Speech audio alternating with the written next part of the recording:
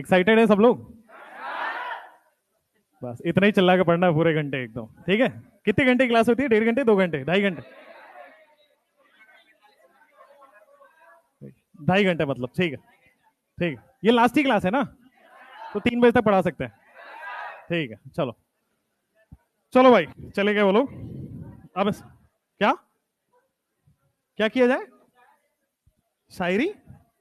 अरे रुको भाई, अभी तो स्टार्ट ही नहीं हुआ। अबे यार, पेन वेन नहीं देते क्या? ये वाला पेन है, दूसरा वाला नहीं है? इससे तो राइटिंग ही नहीं बनती। चलो, यही व्हाइट पे ही पढ़ा रहे हैं सब लोग? ब्लैक पे?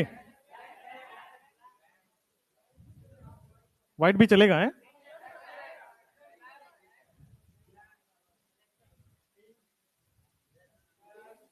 ब्लैक ठीक है, चलो। अबे ये ब्लैक करने में क्या हो है? ठीक है भाई, ठीक है। अब पढ़ाई स्टार्ट करेंगे तो एकदम चुपचाप से पढ़ेंगे। जब मस्ती करना होगा तो सबसे ज्यादा मस्ती मैं ही कराऊंगा क्लास में, लेकिन पढ़ाई के समय पूरा पूरा पढ़ाई, ठीक? और फिर अपन ब्रेक लेते रहेंगे 5-5 मिनट का, ठीक है? फिर अपन करते रहेंगे। नोट्स वोट्स निकाल लो और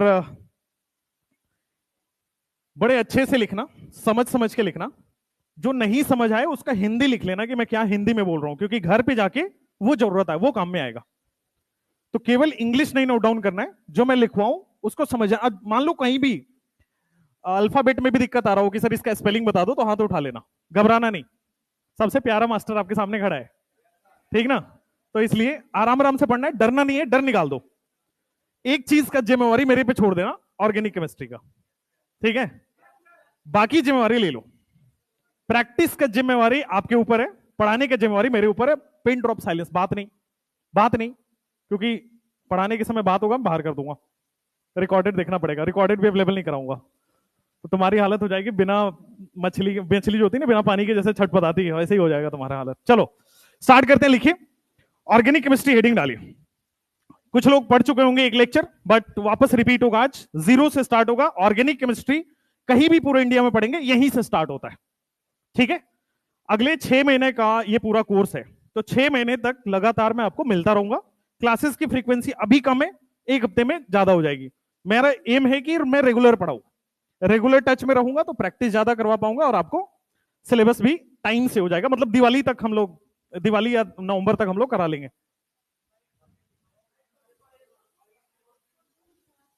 अच्छा माइक दूर करूं, आप ठीक है? बढ़िया। क्या पहले क्या हो रहा था, चुभ रहा था आवाज? ठीक है, इस पे भी दिख रहा हूं मैं, उस पे भी दिख रहा हूं मैं, बहुत बढ़िया। दिख रहे हैं ना? अरे बस ठीक है भाई, तुम लोग को इतना ज्ञान देने की जरूरत नहीं। ठीक है, स्टार्ट। लिखिए ऑर्गेनिक केमिस्ट्री ऊपर हेडिंग में।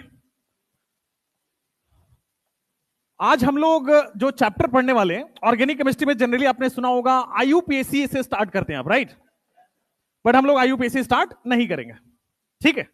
हम लोग पहले कुछ चीजें जैसे फॉर्मल चार्ज कैसे निकाला जाता है वो सीखेंगे, क्योंकि उसका आईयूपीएसी, जीओसी, आइसोमेरिज्म और पूरे ऑर्गेनिक केमिस्ट्री में काम है। हाइब्रिडाइजेशन कैसे निकालना है पूरे केमिस्ट्री में काम आएगा, तो वो सीखना है। डिग्री ऑफ अनसैचुरेशन क्या होता है ये किसी चैप्टर में नहीं दिया है, बट ये 3 लेक्चर जो होगा, 4 लेक्चर कुल मिला के, पहले 4 लेक्चर में हम बेसिक्स कवर करेंगे, जो आपको 9, 10th, 11th में पढ़ना था शायद, या मेजॉरिटी लोग नहीं पढ़े हैं, उसको हम लोग दोबारा बड़े अच्छे से पढ़ने वाले हैं, डिटेल में पढ़ने वाले हैं, ठीक है? लिखो ऊपर title, old concept of organic chemistry, की पुराने जमाने में ऑर्गेनिक केमिस्ट्री के बारे में क्या कहा गया था। अच्छा, जो मैं पढ़ाऊंगा यहीं पे याद कराऊंगा, तो जो ध्यान से सुनना, और पूछूंगा भी मैं साथ साथ में, तो सबको वापस रिपीट करना है, और रिपीट करते हुए इतनी आवाज आनी चाहिए कि बगल वाला जो उधर कोचिंग है ना, वो सबको आवाज आनी चाहिए, समझ गए? चलो ठीक है, देखो हो कर रहे हैं, देखो चलो क्रांतिकारी तो हो। चलो भाई, तो old concept of organic chemistry में क्या था? सबसे पुराने जमाने की बात करते हैं, जब ऑर्गेनिक केमिस्ट्री डेवलप होना चालू हुआ था, जब इस सब्जेक्ट के बारे में लोगों को पता चलना चालू हुआ था, तो उस समय जो साइंटिस्ट थे, इतने पुरानी समय की बात है कि उस समय के साइंटिस्ट का नाम भी किसी किताब में नहीं है। बहुत पुराने जमाने की बात है, उस समय जो भी केमिकल कंपाउंड था, जो भी केमिकल सब्सटेंस था, उसको दो पार्ट में डिवाइड कर दिया। एक को बोल दिया ऑर्गेनिक और दूसरे को बोल दिया इनऑर्गेनिक सब्सटेंस। अब लोगों ने पूछा कि कैसे ऑर्गेनिक, किसको बोल दूं मैं ऑर्गेनिक और किसको बोल दूं मैं इनऑर्गेनिक। तो उस समय के साइंटिस्ट ने ज्यादा दिमाग नहीं लगाया, बिहार यूपी के होंगे, तो ज्यादा दिमाग नहीं लगाया। उन्होंने कहा कि प्लांट और एनिमल या लिविंग ऑर्गेनिज्म से जो मिल रहा है उसको आप ऑर्गेनिक बोल दो, और जो लिविंग ऑर्गेनिज्म से नहीं मिल रहा है, जैसे कि पत्थर है वो लिविंग नहीं है, उसको आप इनऑर्गेनिक बोल दो। सैंड है, मिट्टी है, कोई भी सब्सटेंस जो लिविंग ऑर्गेनिज्म से मिल रहा था, प्लांट एनिमल जिसमें सांस चलती है, उसको लिविंग बोलते हैं। तो अगर लिविंग से मिल रहा है तो उसको मैं ऑर्गेनिक बोल दूंगा, और जो लिविंग से नहीं मिल रहा है उसको मैं इनऑर्गेनिक बोल दूंगा। इतना ही दिमाग लगाया पुराने साइंटिस्ट ने, और ये वाहियात कॉन्सेप्ट है, फ्लॉप हो गया था, बाद में जाके फेल हो गया था। बट चूंकि उन्होंने मेहनत किया है, बहुत दिन तक ये थ्योरी चली, तो हमें ये पढ़ना है। तो सबसे पहले old concept of organic chemistry में पूरे केमिकल सब्सटेंस या केमिकल कंपाउंड को दो पार्ट में डिवाइड किया गया। एक को बोला गया ऑर्गेनिक और दूसरे को बोला गया इनऑर्गेनिक। ऑर्गेनिक मतलब जो लिविंग से मिले, और इनऑर्गेनिक का मतलब जो नॉन लिविंग से मिले। बस यही है। अब इसी को नोट डाउन करेंगे, समझेंगे, फिर नोट डाउन करेंगे। ये स्टेप चलेगा पूरे क्लास में। लिखो, जितने भी पूरे अर्थ या यूनिवर्स में केमिकल सब्सटेंस हैं, या फिर जितने भी केमिकल कंपाउंड हैं, सब्सटेंस बोलो, केमिकल कंपाउंड बोलो, केमिकल स्पेशीज बोलो, बात सबकी एक ही है। एनसीईआरटी में केमिकल कंपाउंड के नाम से दिया गया है, और बात बाकी जगह केमिकल स्पेशीज और केमिकल सब्सटेंस दिया गया है।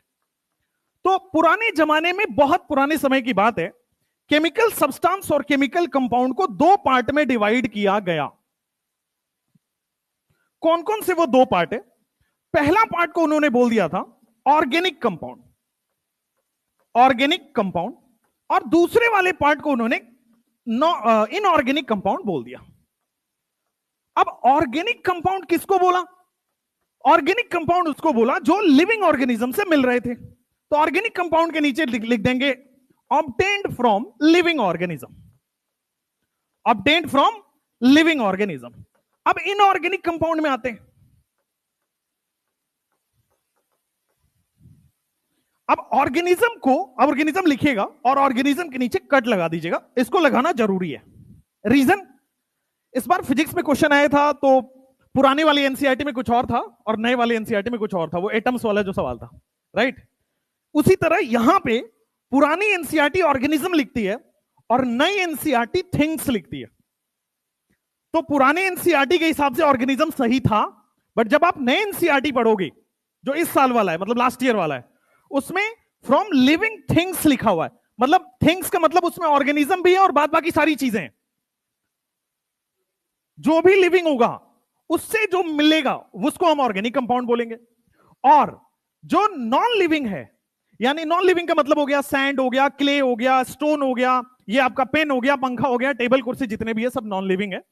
उनसे जो मिल रहे थे कंपाउंड, उनसे जो डिपेंडेंट कंपाउंड थे, उनको इनऑर्गेनिक कंपाउंड बोल दिया गया था। ठीक है, तो इसको आगे लिखेंगे इनऑर्गेनिक कंपाउंड में, obtained from non living things, obtained from non living things. अब एग्जाम्पल की बात आती है। अब लिविंग थिंग्स का मतलब हो गया, आप लिख लो प्लांट्स हो गया, प्लांट्स बड़े अच्छे एग्जाम्पल है लिविंग थिंग्स के। एनिमल्स हो गया, बड़े अच्छे एग्जाम्पल है लिविंग थिंग्स के। और एक्सेट्रा कर देंगे, बहुत सारे जितने भी सांसें चलती हैं, बायोलॉजी वालों को बताने की जरूरत नहीं लिविंग। क्यों? आपके यहां तो ये भी पढ़ाया जाता है, व्हाट इज लिविंग, पढ़ाया जाता है कि नहीं पढ़ाया जाता है ना, तो काफी है उतना। अब नॉन लिविंग थिंग्स की बात करते हैं। जैसे कि मान लो आपको लिखा गया सैंड, जैसे कि लिखा गया आपके पास रॉक्स, हाँ माउंटेन्स रॉक्स में आ गया। जैसे कि आपके पास लिखा गया क्ले, मड हो गया, क्ले हो गया। जैसे कि आपके पास लिखा गया, सब कुछ कवर हो जाएगा मिनरल्स के अंदर। आपको मेटलर्जी करके एक चैप्टर था, पुराने जमाने की बात है, तो मेटलर्जी जो चैप्टर था उसमें मिनरल्स पढ़ाया जाता था। मिनरल्स क्या होता है बस समझ लो, लिखना नहीं है। मिनरल्स धरती के अंदर पाए जाने वाला वो चीज है जिससे थोड़ा बहुत भी मेटल निकाला जा सकता है। मेटल धरती के नीचे पाया जाने वाला वो चीज है जिससे हल्का फुल्का भी मेटल निकाला जा सके, दैट्स इट। अब मिनरल के ऊपर पढ़ाते थे हम ओर क्या है? और वो वाला मिनरल होता था जिससे high percentage of the metal निकाला जा सके। मिनरल और ओर में डिफरेंस समझना, मिनरल वो सारी चीजें धरती के अंदर की चीजें हैं जिससे थोड़ा बहुत भी 1% भी 1 ग्राम भी मेटल निकल सकता था। लेकिन और हम सबको नहीं बोलते थे, और उसको बोलते थे जहां से 50% से ज्यादा मेटल निकलता था। यानी कि मेटल ज्यादा अमाउंट में निकलता है तो और बोल देते हैं, और मेटल थोड़ा बहुत भी निकल रहा है तो उसको मिनरल बोल देते हैं। ठीक हो गया, वही मिनरल है यहां पे। तो बहुत पुराने जमाने में यही हुआ था। Chemical substance, chemical compound, chemical species को 2 पार्ट में डिवाइड किया। पहले को बोला, दूसरे को बोला ऑर्गेनिक का मतलब लिविंग ऑर्गेनिक, इनऑर्गेनिक का मतलब नॉन लिविंग वाले। बहुत बढ़िया। अब इसके बाद एक साइंटिस्ट आए जिनका नाम था बर्जीलियस। सबसे पहले साइंटिस्ट जिनका कोई किताब में नाम दिया गया है ऑर्गेनिक केमिस्ट्री के रिलेटेड, जिनका नाम है बर्जीलियस। ठीक है। अब बर्जीलियस ने इसी थ्योरी को थोड़ा सा आगे बढ़ाया। अभी ओल्ड कॉन्सेप्ट ही चल रहा है, अभी मॉडर्न कॉन्सेप्ट आई नहीं है, पुराने जमाने की बात हो रही है। तो ओल्ड कॉन्सेप्ट में बर्जीलियस ने बोला, बर्जीलियस ने अपना कुछ एक्सपेरिमेंट वगैरह किया, कुछ टेस्टिंग वगैरह की कंपाउंड्स पे, और एक कंक्लूजन पे आए। और वो कंक्लूजन उन्होंने बताया कि जितने भी ऑर्गेनिक कंपाउंड है वो बिना दैवीय शक्ति के संभव नहीं है। फिर से समझना, जितने भी ऑर्गेनिक कंपाउंड है वो बिना मिस्ट्रियस फोर्स, यानी कि बिना चमत्कारी फोर्स के संभव नहीं हो सकता, कि वो एग्जिस्ट नहीं करेगा। उनका कहना था कि अगर ऑर्गेनिक कंपाउंड है तो वो भगवान ही देंगे धरती पे। मतलब जैसे प्लांट, जैसे कि एनिमल्स। अब समझो, थोड़ा उस समय की जानकारी पे चलो, अभी वाले कॉन्सेप्ट पे नहीं जाना। नहीं, ये तो सब साइंस है। साइंस से पहले ओल्ड कॉन्सेप्ट में जाओ। उन्होंने सिंपल बोला कि जितने भी ऑर्गेनिक कंपाउंड हैं उसके लिए एक वाइटल फोर्स की जरूरत है, एक मिस्ट्रियस फोर्स की जरूरत है। ठीक है, एक बहुत स्ट्रॉन्ग फोर्स की जरूरत है। हम आम इंसान ऑर्गेनिक कंपाउंड नहीं बना सकते, वो उन्होंने बोला था। सिंपल भाषा में बोलो तो एक लाइन में कवर किया जाए तो Berzelius said organic compound can not be prepared in laboratory. Organic compound हम लोग लैब में नहीं बना पाएंगे। ऑर्गेनिक कंपाउंड अगर बनाना है तो वो कोई वाइटल फोर्स की जरूरत पड़ेगी, कोई मिस्ट्रियस फोर्स की जरूरत पड़ेगी, कोई स्ट्रॉन्ग फोर्स की जरूरत पड़ेगी। उसके बिना ऑर्गेनिक कंपाउंड नहीं बन सकता। ये बर्जीलियस का कहना था। ठीक है, अभी भी वही वाली थ्योरी चल रही है कि ऑब्टेन फ्रॉम लिविंग ऑर्गेनिज्म वाली, कि कोई भगवान आके दे देंगे तो ठीक है, नहीं तो हम नहीं बना सकते। ठीक है, हालांकि वो बहुत बुरी तरह फेल हो गए आगे। तो अभी बर्जीलियस के बारे में ये समझना है। बर्जीलियस ने ये कहा ऑर्गेनिक कंपाउंड को एग्जिस्ट करने के लिए mysterious force, vital force, strong force की जरूरत है। बिना मिस्ट्रियस फोर्स, बिना वाइटल फोर्स, बिना एक्सटर्नल फोर्स के ऑर्गेनिक कंपाउंड एग्जिस्ट नहीं कर सकता। बर्जीलियस ने सीधा बोला कि ऑर्गेनिक कंपाउंड को लेबोरेटरी में नहीं बनाया जा सकता। सिंपल, इंसान नहीं बना पाएगा ऑर्गेनिक कंपाउंड। ये उन्होंने सिंपल क्लियर कर दिया था। अब इसी चीज को लिखिए ऊपर हेडिंग में बर्जीलियस थ्योरी। हेडिंग में लिखेंगे बर्जीलियस थ्योरी। बर्जीलियस ने अपनी एक थ्योरी दी थी। अब इसमें 2 लाइन लिखेंगे, दोनों लाइन में पूरा ही कवर हो जाएगा बर्जीलियस थ्योरी। 2 पॉइंट है बर्जीलियस थ्योरी के, और दोनों ही पॉइंट आपके किसी भी क्वेश्चन में, अभी मैं इस पे बेस्ड आपको कल क्वेश्चन दूंगा, आज बन नहीं पाया वरना आज लेके आता, कल क्वेश्चन दूंगा 50 क्वेश्चन ऑन एवरी टॉपिक। ठीक, अपन ने आपको यहां आने से पहले यही बोला था कि 50 क्वेश्चन हर टॉपिक पे प्रैक्टिस कराएंगे। 50 क्वेश्चन आपको हर टॉपिक में बना के दूंगा, चाहे वो छोटा टॉपिक हो बड़ा टॉपिक हो, फर्क नहीं पड़ता। बड़े जो स्ट्रॉन्ग टॉपिक, जैसे जब एल्डोल पढ़ाऊंगा तो 100 क्वेश्चन भी दूंगा, जब कैनिजारो करा रहूंगा, परकिन करा रहूंगा तो उसमें ज्यादा क्वेश्चन भी होंगे। बट जब छोटे टॉपिक से इसमें ज्यादा क्वेश्चन बन नहीं सकते, गिने चुने सवाल है, वही कर लो, वही आना है। ठीक है, तो जितने भी आपके ऑथर्स की किताबें हैं वो सब मेरे रूम पे रखी होती हैं। तो मैं आपको पहले ही बता दूं, मेरा काम यही होता है एज ए टीचर, जितनी भी अच्छी सोर्स बनी हुई हैं अभी तक, उन सब सोर्स में से अच्छी चीजें कलेक्ट करके एक जगह लाके आपको दे देना। बस, मैं आपको बार बार ये क्लेम नहीं करता कि मैं कोई महान हूं, मैं कोई अलग से रिसर्च करके आया, ऐसा कुछ नहीं होता। हमारी काम यही है अच्छी चीजों को आपको सामने लाके प्रैक्टिस करा देना, क्योंकि आप प्रैक्टिस कर लोगे तो आपका सिलेक्शन हो जाएगा। ठीक है, बर्जीलियस थ्योरी पे थे, भटकेंगे नहीं। बातें बहुत करते हो आप लोग, है ना, जब बात करो तो ज्यादा टेंशन है, सुनते हैं अच्छा ये क्या बोल रहे हैं। चलो आ जाओ, Berzelius theory. According to Berzelius, लिखे आप लोग, according to Berzelius, according to Berzelius, an organic compound, according to Berzelius, An organic compound can only exist.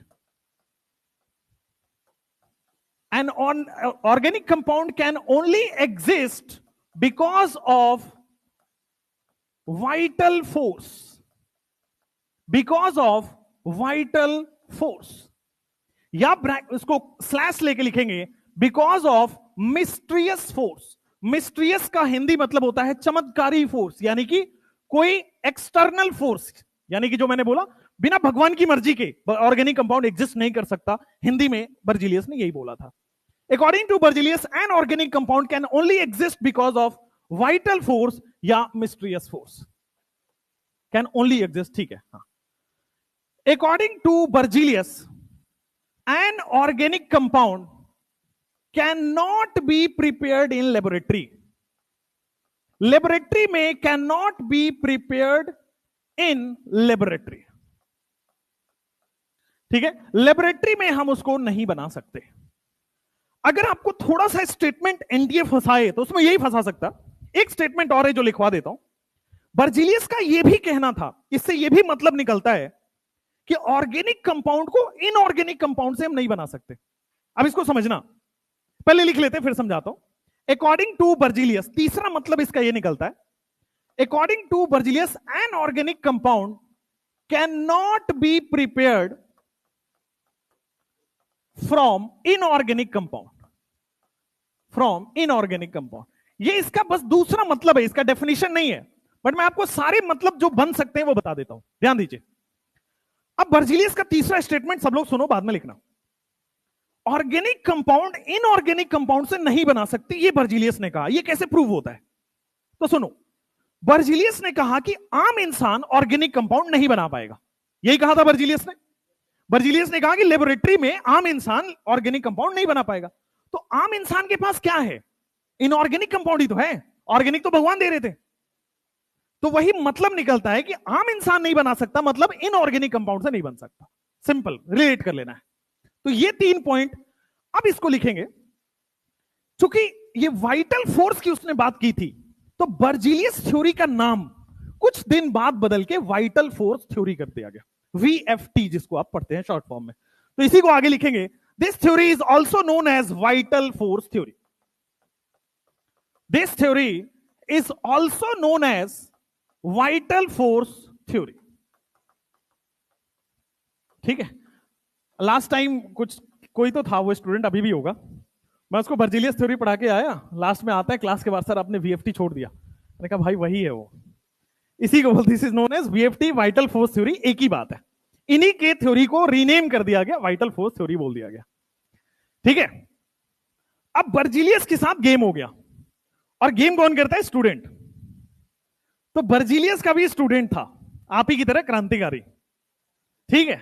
अब बोला गुरुजी ने कहा है, प्रूव तो करना इनको गलत. अभी यही करते हो, हम बोलते पढ़ो, आप प्रूव करते हो गलत. ठीक है. हम कहते प्रैक्टिस करो, नहीं कैसे, आपको आपने बोल दिया प्रैक्टिस तो नहीं करेंगे, मुझे सिलेक्शन करा के दिखाओ आप. चलो. तो वाइटल फोर्स थ्योरी फेल हो गया कुछ दिन बाद. रीजन ये रहा कि इन्हीं के स्टूडेंट, जिनका नाम था फेडरिक होलर, फेडरिक होलर ने इन्हीं की थ्योरी को एक्सीडेंटली गलत प्रूव कर दिया. एक्सीडेंटली का मतलब हुआ अचानक से, गलती से गलत प्रूव कर दिया. कहते ना गलती से मिस्टेक हो गया, वही हो गया इनके साथ भी, गलती से मिस्टेक हो गया. एक्सीडेंटली अभी बताऊंगा कि वो अमोनियम साइनेट बनाना चाह रहे थे, बट वो यूरिया बन गया. अब साइंटिस्ट को क्या पता है वो 2 ग्लास में क्या मिला रहा है?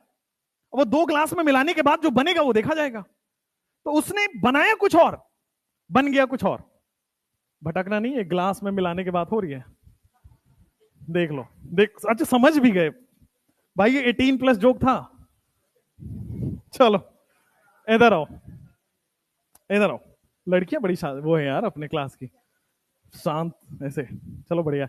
आपको पता है ना नीट में ज्यादा सिलेक्शन लड़कियों का हो रहा है पिछले 2 सालों से. This is reality. दिस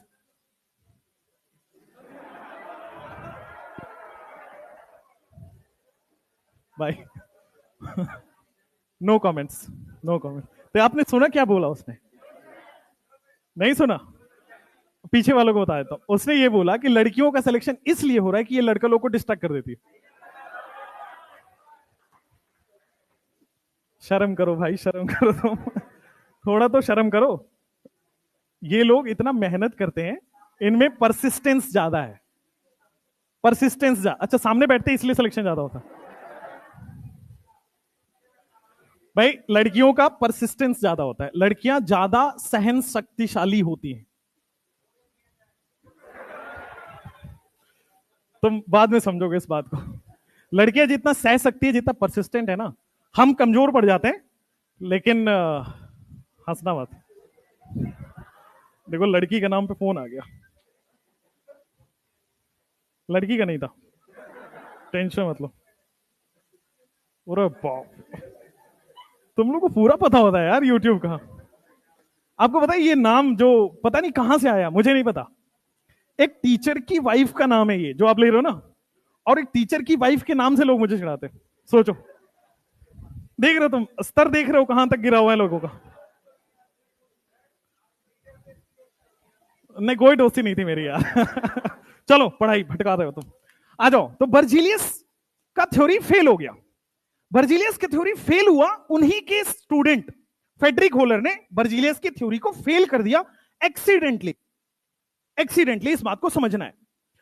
वो अमोनियम साइनेट बनाना चाह रहे थे, वो इनऑर्गेनिक कंपाउंड बनाना चाह रहे थे, बट एक्सीडेंटली जब दो चीजों को मिलाया तो यूरिया बन गया, और यूरिया एक ऑर्गेनिक कंपाउंड बना। जब यूरिया की रिसर्च हुई, यूरिया पे टेस्टिंग हुई, यूरिया पे बहुत सारे एक्सपेरिमेंट्स किए गए, तो पता चला ये तो ऑर्गेनिक कंपाउंड है।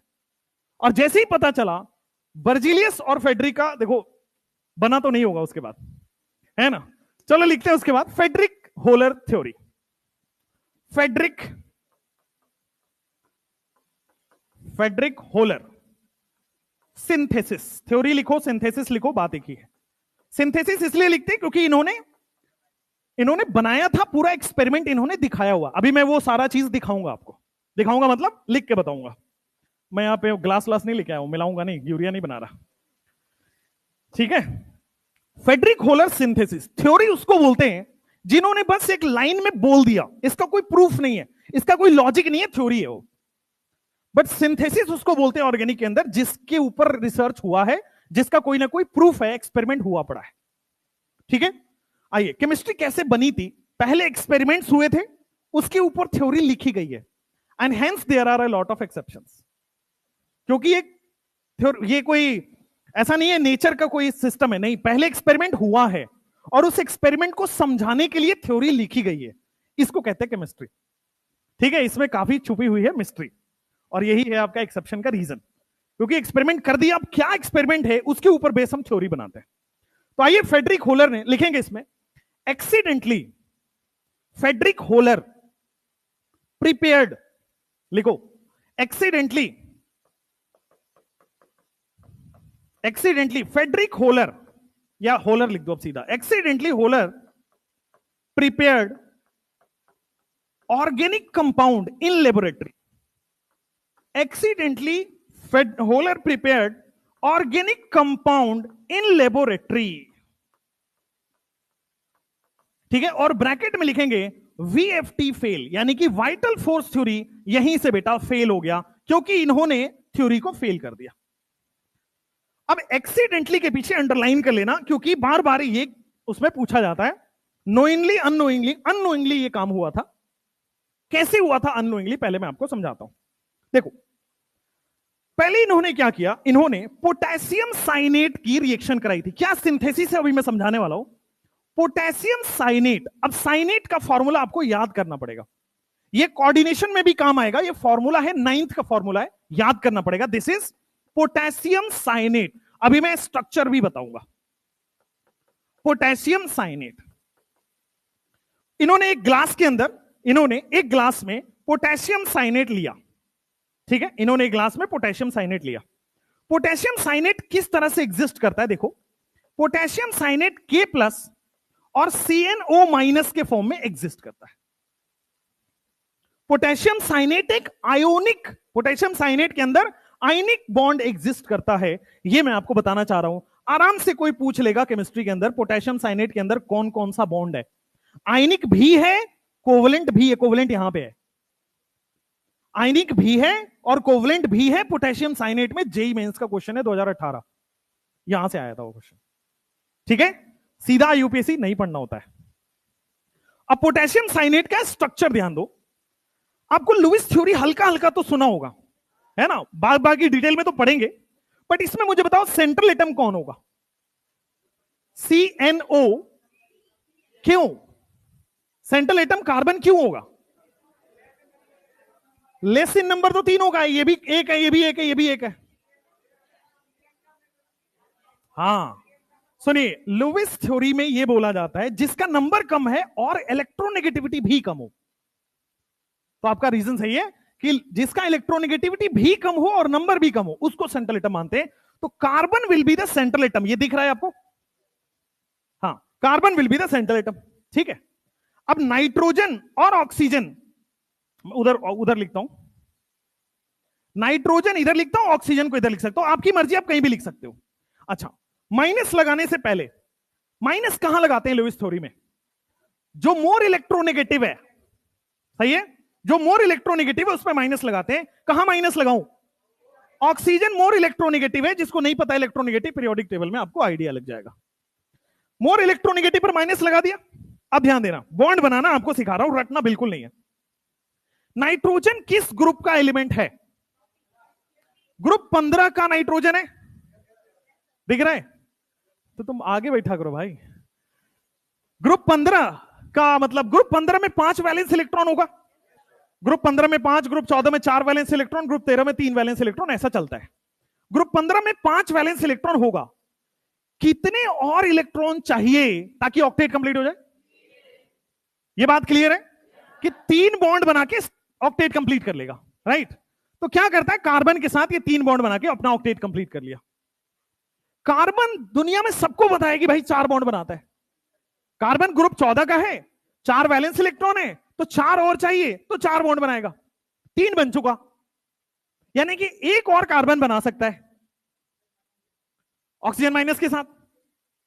ऑक्सीजन ग्रुप 16 का है और O माइनस का मतलब ग्रुप 17 हो गया ये, और ग्रुप 17 का मतलब एक ही बॉन्ड बना के स्टेबल हो सकता है। देखो स्टेबल हो गया, तो CNO माइनस का स्ट्रक्चर यही होता है। एक बार और बताऊंगा, मेरा खुद ही मन नहीं भरा, सुनो।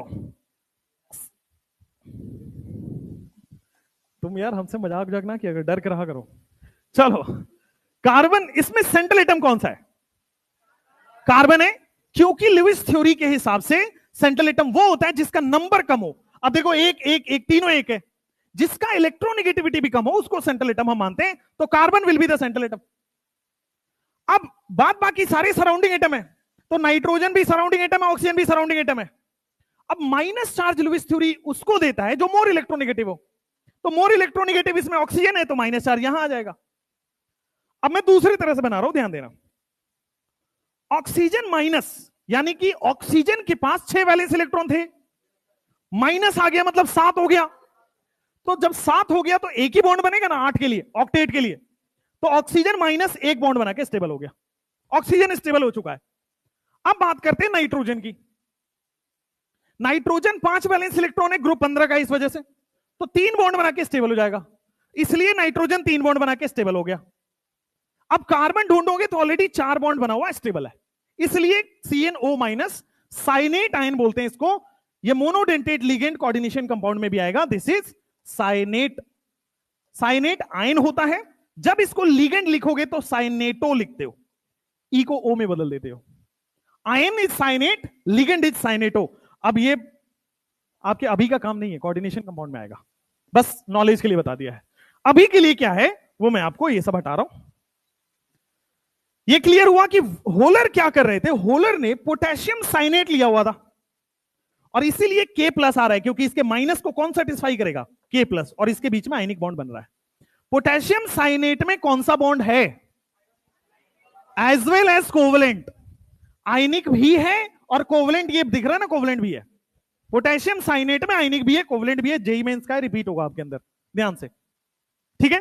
अब पोटेशियम साइनेट को होलर ने दूसरे ग्लास के अंदर, सेकंड बीकर लिया, ग्लास नहीं लेते यार, मैं मजाक के लिए ग्लास बोल रहा हूं, दूसरे बीकर के अंदर, वो बीकर लेते हैं रिएक्शन कराने के लिए, उसमें वो अमोनियम सल्फेट लिया था उन्होंने, NH4 whole twice SO4, ammonium sulphate. ये फॉर्मूला बनाने में अगर दिक्कत आ रही हो तो केमिकल बॉन्डिंग तक रुक जाइएगा, आपका कवर हो जाएगा ये सारा चीज, फॉर्मूला फॉर्मूला सब बनाने आ जाएगा। ठीक है, इसको बोला उन्होंने अमोनियम सल्फेट। अब होलर का मर्जी था, उन्होंने, आप कहोगे यही दो कंपाउंड क्यों लिया यार, ऐसे ऐसे वो 2.5 लाख एक्सपेरिमेंट करके फेल हो चुके थे। ध्यान दीजिएगा, होलर में हम पढ़ने को ये पढ़ लेते हैं, वो 2.5 लाख कंपाउंड्स को इधर उधर मिला मिला के फेल हो चुके थे। ये वाला उसमें से एक सक्सेसफुल हुआ था, और वो भी ऐसा सक्सेसफुल हुआ कि बर्जीलियस का थ्योरी फेल हो गया। ठीक है, तो रैंडमली लिया जाता है, इसका कोई लॉजिक नहीं है कि यही दो क्यों लेंगे होलर, होलर सिंथेसिस में वाई ओनली दीज कंपाउंड। उन्होंने इसके अलावा 2.5 लाख कंपाउंड लिए थे, फेल हो गए थे, इसलिए वो लिया था। Right, ammonium sulphate. अच्छा आप बताओ, यहां पे मैं तो रिएक्शन आपको बिल्कुल नहीं रटवाता। अब ये रिएक्शन में मैं तो एक ही चीज बोलता हूं आपको, अभी इसे सीख लीजिए, पहले का प्लस दूसरे के माइनस के साथ बॉन्ड बना के अपना कंपाउंड बना लेगा। अब हमें बस प्लस और माइनस सब पहचानना है। मुझे बताओ, यहां पे आप प्लस और माइनस पहचान पा रहे हो? क्या यहां पे अमोनियम प्लस है? क्या यहां पे SO4 -2 है? ये -2 है, इसलिए सेटिस्फाई करने के लिए 2 अमोनियम आएगा, NH4 होल ट्वाइस है इसलिए। अब आपको प्रोडक्ट लिखना है, तो देखो कायदे से होना क्या चाहिए, बड़ी इंटरेस्टिंग है। अभी कायदे से होना क्या चाहिए था, पहले का प्लस दूसरे के माइनस के साथ बॉन्ड बनाएगा। तो क्या आपको दिख रहा है ये K2SO4 बनेगा? क्योंकि इसका चार्ज पोटेशियम के पास जाएगा, पोटेशियम का चार्ज इसके पास आएगा, क्रिस क्रॉस। ठीक है, चलो अब देखो, पहले का प्लस दूसरे के माइनस के साथ आ गया, अब दूसरे का प्लस पहले के माइनस के साथ जाओ, तो बनना क्या चाहिए था, अमोनियम सल्फेट अमोनियम साइनेट बनना चाहिए था। यह बात क्लियर है?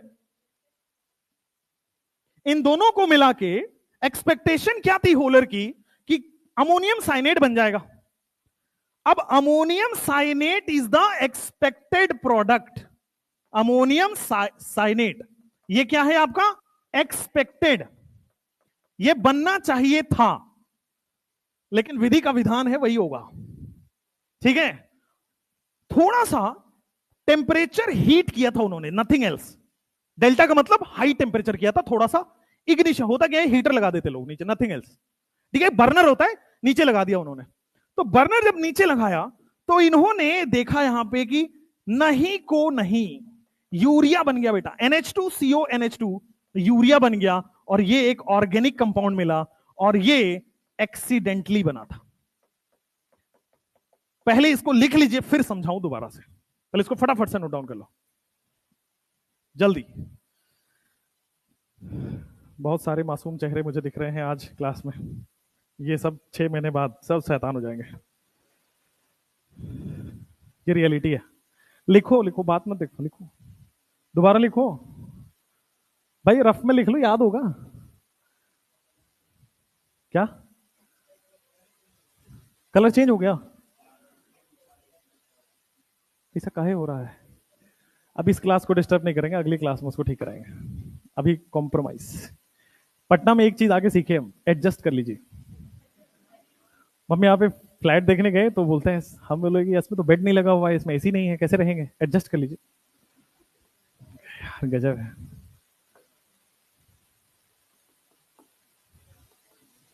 आपको पता है मेरा घर मोतिहारी है, लेकिन मैं पटना नहीं आया था। एक कब तक, कॉलेज पास आउट हो गया, लास्ट ईयर आया था जब मेरा अपना वेंचर चल रहा था, तब आया था बस। मोतिहारी से पटना पता नहीं क्यों नहीं आया, मुझे भी समझ नहीं आया। इतनी भी खराब जगह नहीं है, क्यों आना चाहिए था ना। हाँ सही बोल रहा हूँ, आता तो मैं एडजस्ट हो जाता अरे यार, उस देश वाले लोग छूट जाते हैं, पोडियम उधर भी रखनी चाहिए। हाँ भाई, इस देश के लोग ठीक हो, समझ आ रहा है, पक्का ना? बढ़िया।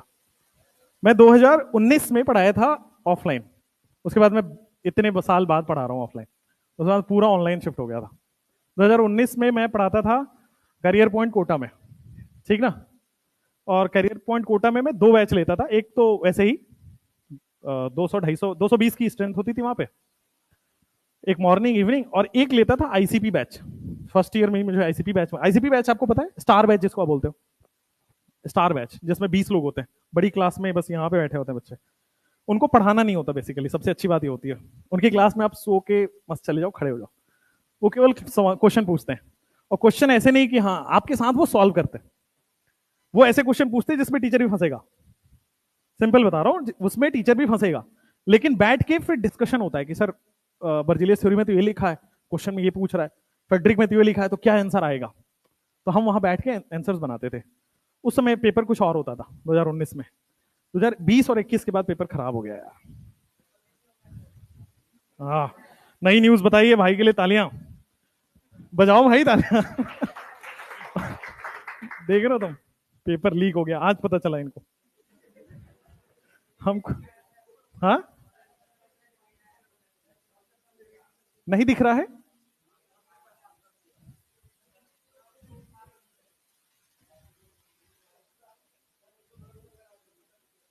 भाई तुम्हारे चक्कर में डिलीट हो जाएगा ये। और अब उधर से देख लो भाई, या बगल अगल वाले से छाप लो बेटा, छाप लो, बगल अगल वाले छाप लो, और कोई ऑप्शन नहीं। अब मैं दोबारा नहीं लिख रहा, समझाऊंगा इस पे। हो गया। अरे नहीं, कैसे उठेगा भाई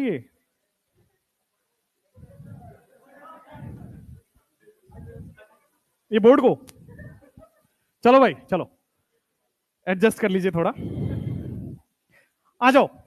फेडरिक होलर ने अपने बर्जिलियस थ्योरी को, फेडरिक होलर ने, अच्छा एक बात बता दूं मैं, ऐसे रोंदे शकल की तरह मत बैठा करो, है ना, मेरे को दुख हो जाता है, फिर मैं डिप्रेस हो जाऊंगा आगे जाकर, उधर लाइब्रेरी में बैठा मिलूंगा आप। मेरे को खुशी चेहरे चाहिए। आप जब हंसते हो, there is a scientifical proof है इसका, बताता हूं, एक रिसर्च पेपर है। जब आप हंसते हो ना, your brain releases some specific hormone, जिसमें आप जो इंस्टेंस में आपके साथ हो रहा है वो याद रहता है लंबे समय तक। याद करो, जब आप पहले टाइम बहुत खुश थे, वो इंस्टेंस अभी भी याद होगा, भले वो 10 साल पहले हुआ हो। जब आप खुश थे तो आपके साथ जो भी हो रहा था वो अभी भी याद है।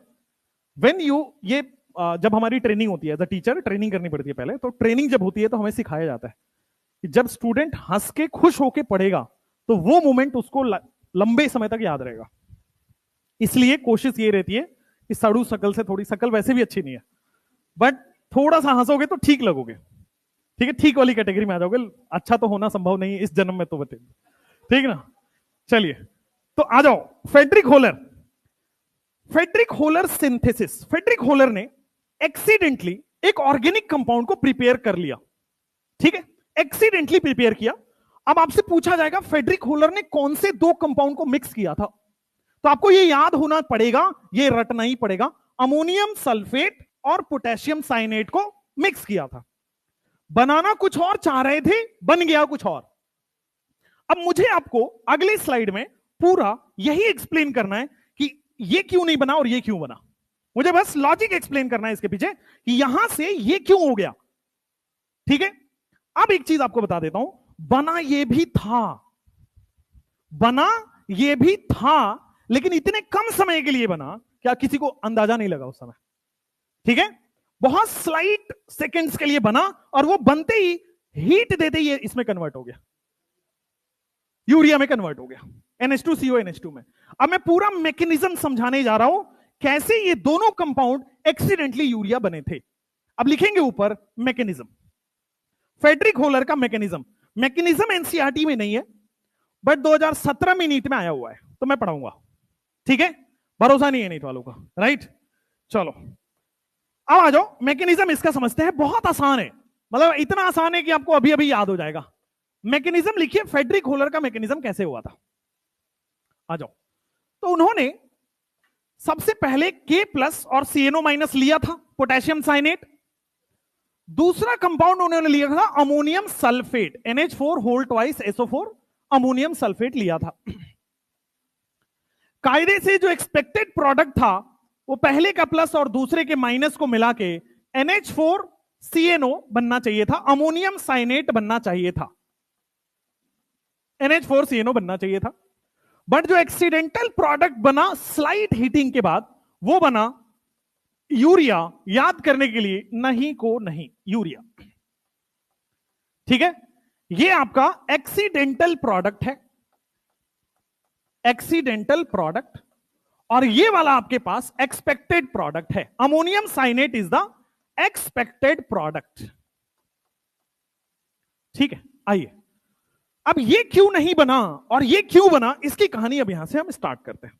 तो देखिए, अमोनियम साइनेट से ही हम स्टार्ट कर रहे हैं, यहां से मैकेनिज्म स्टार्ट हो रहा है। अमोनियम साइनेट को अगर आप देखोगे तो ये कैसे है, NH4 प्लस और CNO माइनस में टूटेगा। अगर मैं आपसे पूछूं अमोनियम साइनेट में कौन कौन सा बॉन्ड है, अगर मैं आपसे पूछूं अमोनियम साइनेट में क्या आयनिक है, आयनिक है, क्योंकि मैं चार्ज लिख रहा हूं इसका मतलब चार्जेस के बीच का बॉन्ड आयनिक बॉन्ड होता है। कभी भी चार्ज लिखा जाए इलेक्ट्रोस्टैटिक फोर्स ही आयनिक बॉन्ड होता है। चार्ज के बीच कौन सा फोर्स है, इलेक्ट्रोस्टैटिक फोर्स। इलेक्ट्रोस्टैटिक फोर्स कभी भी है तो आयनिक बॉन्ड है वो। Ionic bond is electrostatic force, nothing else. Charge के बीच का बॉन्ड, आयन के बीच का बॉन्ड आयनिक बॉन्ड होता है, राइट। अब इसमें आयनिक बॉन्ड है, कोवलेंट बॉन्ड है या नहीं है, कोवलेंट बॉन्ड भी है, साइनेट के अंदर है ना, अमोनिया के अंदर है ना, कोवलेंट बॉन्ड भी है। चलो अब आ जाओ, ये बना था, मैं इसको स्ट्रक्चर बना रहा हूं, अमोनियम का स्ट्रक्चर। इतना एक्सपेक्ट कर रहा हूं, थोड़े पढ़े लिखे तो हो ना, थोड़े पढ़े लिखे हो, ये पता हो। जिसको नहीं पता होगा भाई क्लास के बाहर आ जाना, मैं समझा दूंगा, ठीक है। कोई भी डाउट हो आ जाना। NH4 प्लस का स्ट्रक्चर इस तरह से होता है। साइनेट की बात करेंगे तो अभी अभी मैंने बताया है C triple bond N O minus रहेगा। आपकी मर्जी, O माइनस इधर लिखो इधर लिखो, कोई बात नहीं, आपकी मर्जी चलती है वहां पे, ठीक। तो ये अमोनियम है और ये साइनेट है। अमोनियम साइनेट बनना चाहिए था, हुआ क्या, जब रिएक्शन हो रहा था ड्यू टू हीटिंग, ये रेजोनेटिंग स्ट्रक्चर है, इसका रेजोनेटिंग स्ट्रक्चर में कन्वर्ट हो गया। कोई भी कंपाउंड अपना रेजोनेटिंग स्ट्रक्चर रूम टेम्परेचर पे ही बना लेता है।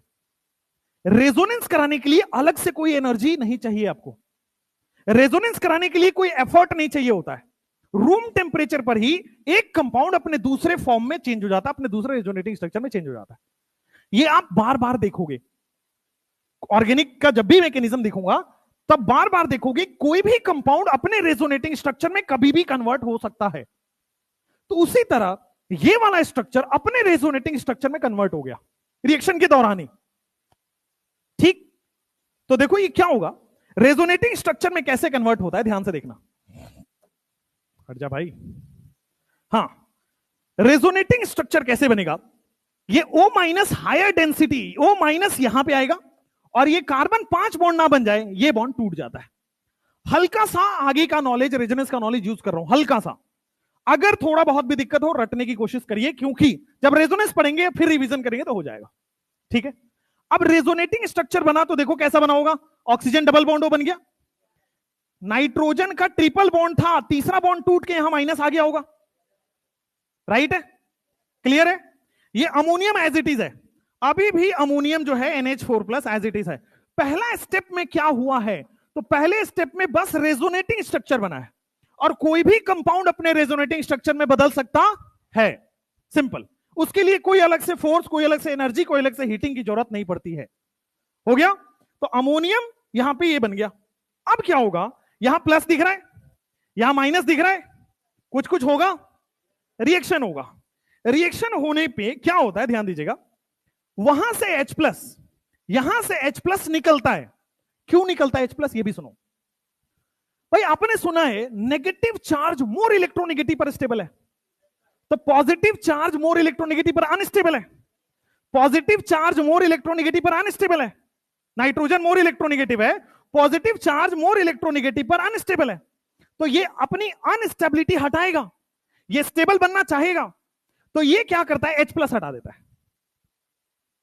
अमोनिया से H प्लस क्यों हटेगा, क्योंकि ये अनस्टेबल है। अनस्टेबल क्यों है, पॉजिटिव चार्ज मोर इलेक्ट्रोनेगेटिव पर अनस्टेबल होता है। भाई जिस तरह से आपकी शक्ल है ना, उस तरह से कैसे काम चलेगा भाई, सपोर्ट करना पड़ेगा। हाँ समझ आया, हाँ समझ आया, पक्का। एक बार और पढ़ाऊंगा, पहले एक बार करा दो पूरा। आ जाओ, तो यहां से H प्लस हटेगा, इस माइनस के पास जाके लग जाएगा। तो आ जाओ, तो H प्लस हटने के बाद ये समझ में आया होगा कि ये अमोनिया बन जाएगा। NH4 प्लस हटा, अमोनिया बन गया, ठीक है। अब ये H प्लस जाके इस N माइनस के साथ लग रहा होगा, तो N माइनस को मैं क्या करता हूं, देखो C डबल बॉन्ड O है, डबल बॉन्ड NH लिख दूंगा, दैट्स इट। देख लो, अब ये H प्लस हटके उस माइनस के साथ जाके लग गया है, सिंपल। और ये जो बना है, ये है बेटा आपके पास साइनिक एसिड। साइनेट में H प्लस जोड़ दो, साइनिक एसिड बन जाता है। तो साइनिक एसिड का फॉर्मूला भी आपके एग्जाम में पूछा जाएगा, और ये कोऑर्डिनेशन कंपाउंड में भी काम आएगा, ठीक है।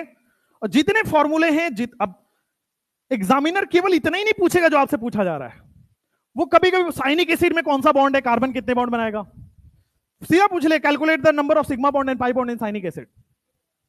सिंपल हो गया, 2 सिग्मा 2 पाई बॉन्ड है। तो साइनिक एसिड का फॉर्मूला दिमाग में ऐसे क्लिक करते रहना चाहिए, एक एक स्टेप जो कॉपी में है उससे सवाल बन सकता है, ध्यान से। तो जो भी पढ़े उसके सराउंडिंग की चीजें ध्यान से देखते चलिएगा। चलो अब देखो, अब रिएक्शन कैसे होगा, अब रिएक्शन कैसे होगा देखना ध्यान से। इस कार्बन की मजबूरी समझो, इस साइनिक एसिड वाला जो कार्बन है इसकी मजबूरी समझो। राइट हैंड साइड में भी मोर इलेक्ट्रोनेगेटिव है, लेफ्ट हैंड साइड में भी मोर इलेक्ट्रोनेगेटिव है, और मोर इलेक्ट्रोनेगेटिव क्या करता है, इलेक्ट्रॉन खींचता है। तो ऑक्सीजन भी इलेक्ट्रॉन खींचेगा, ये नाइट्रोजन भी राइट साइड में इलेक्ट्रॉन खींचेगा। कार्बन के पास हेवी डेल्टा प्लस आ गया, कार्बन के पास बहुत ज्यादा डेल्टा प्लस आ गया। रीजन, ऑक्सीजन भी इलेक्ट्रॉन चुरा लिया, उधर से नाइट्रोजन भी इलेक्ट्रॉन अपना खींच लिया, तो कार्बन के पास इलेक्ट्रॉन की कमी होगी। अब कार्बन के पास इलेक्ट्रॉन की कमी है, नाइट्रोजन के पास इलेक्ट्रॉन रिच है, तो क्या ये रिएक्शन होगा? हमेशा ऐसे ही रिएक्शन होता है, या तो प्लस और माइनस रिएक्शन करेंगे, या तो इलेक्ट्रॉन रिच और इलेक्ट्रॉन की डेफिशिएंट वो रिएक्शन करेगा। बस 2 ही तरह की केमिस्ट्री में पूरी रिएक्शन में पढ़ाऊंगा, यही दोनों आज ही क्लियर कर दिया। या तो प्लस और माइनस से प्रोडक्ट आएगा, या तो इलेक्ट्रॉन डेफिशिएंट और इलेक्ट्रॉन रिच से प्रोडक्ट आएगा, सिंपल, ठीक है। कुल 4-5 लाइन में पूरी ऑर्गेनिक के मैकेनिज्म खत्म हो जाती है, पूरी ऑर्गेनिक के मैकेनिज्म 4-5 लाइन में खत्म होगी। अब देखिए यहां पे, अब मैं क्या कर रहा हूं, अगला प्रोडक्ट बना रहा हूं, ध्यान से देखना। कार्बन के पास ऑलरेडी 4 बॉन्ड है, कार्बन के पास ऑलरेडी 4 बॉन्ड बना हुआ है। अगर नाइट्रोजन ने बॉन्ड बनाया तो 5 बॉन्ड बन जाएगा। ये बेटा पाप है, कार्बन 4 बॉन्ड से ज्यादा बना ही नहीं सकता इस जन्म में। कार्बन हमेशा 4 बॉन्ड बनाएगा, 5वां बॉन्ड की सोच भी नहीं सकते हो। तो 5 बॉन्ड बन ना जाए उससे पहले 1 बॉन्ड तोड़ना पड़ेगा। कौन सा बॉन्ड टूटेगा, क्या लगता है? ऑक्सीजन क्यों टूटेगा? ऑक्सीजन क्यों टूटेगा? पहले तो देखो, एक थोड़ा सा कॉमन सेंस लगा लेता हूं भाई। आगे जाके आपको NH2CO NH2 बनाना है, C डबल बॉन्ड O बनाना है, तो एक तो लॉजिक वहां से निकल गया कि यार C डबल बॉन्ड O तो रहना चाहिए, ठीक है।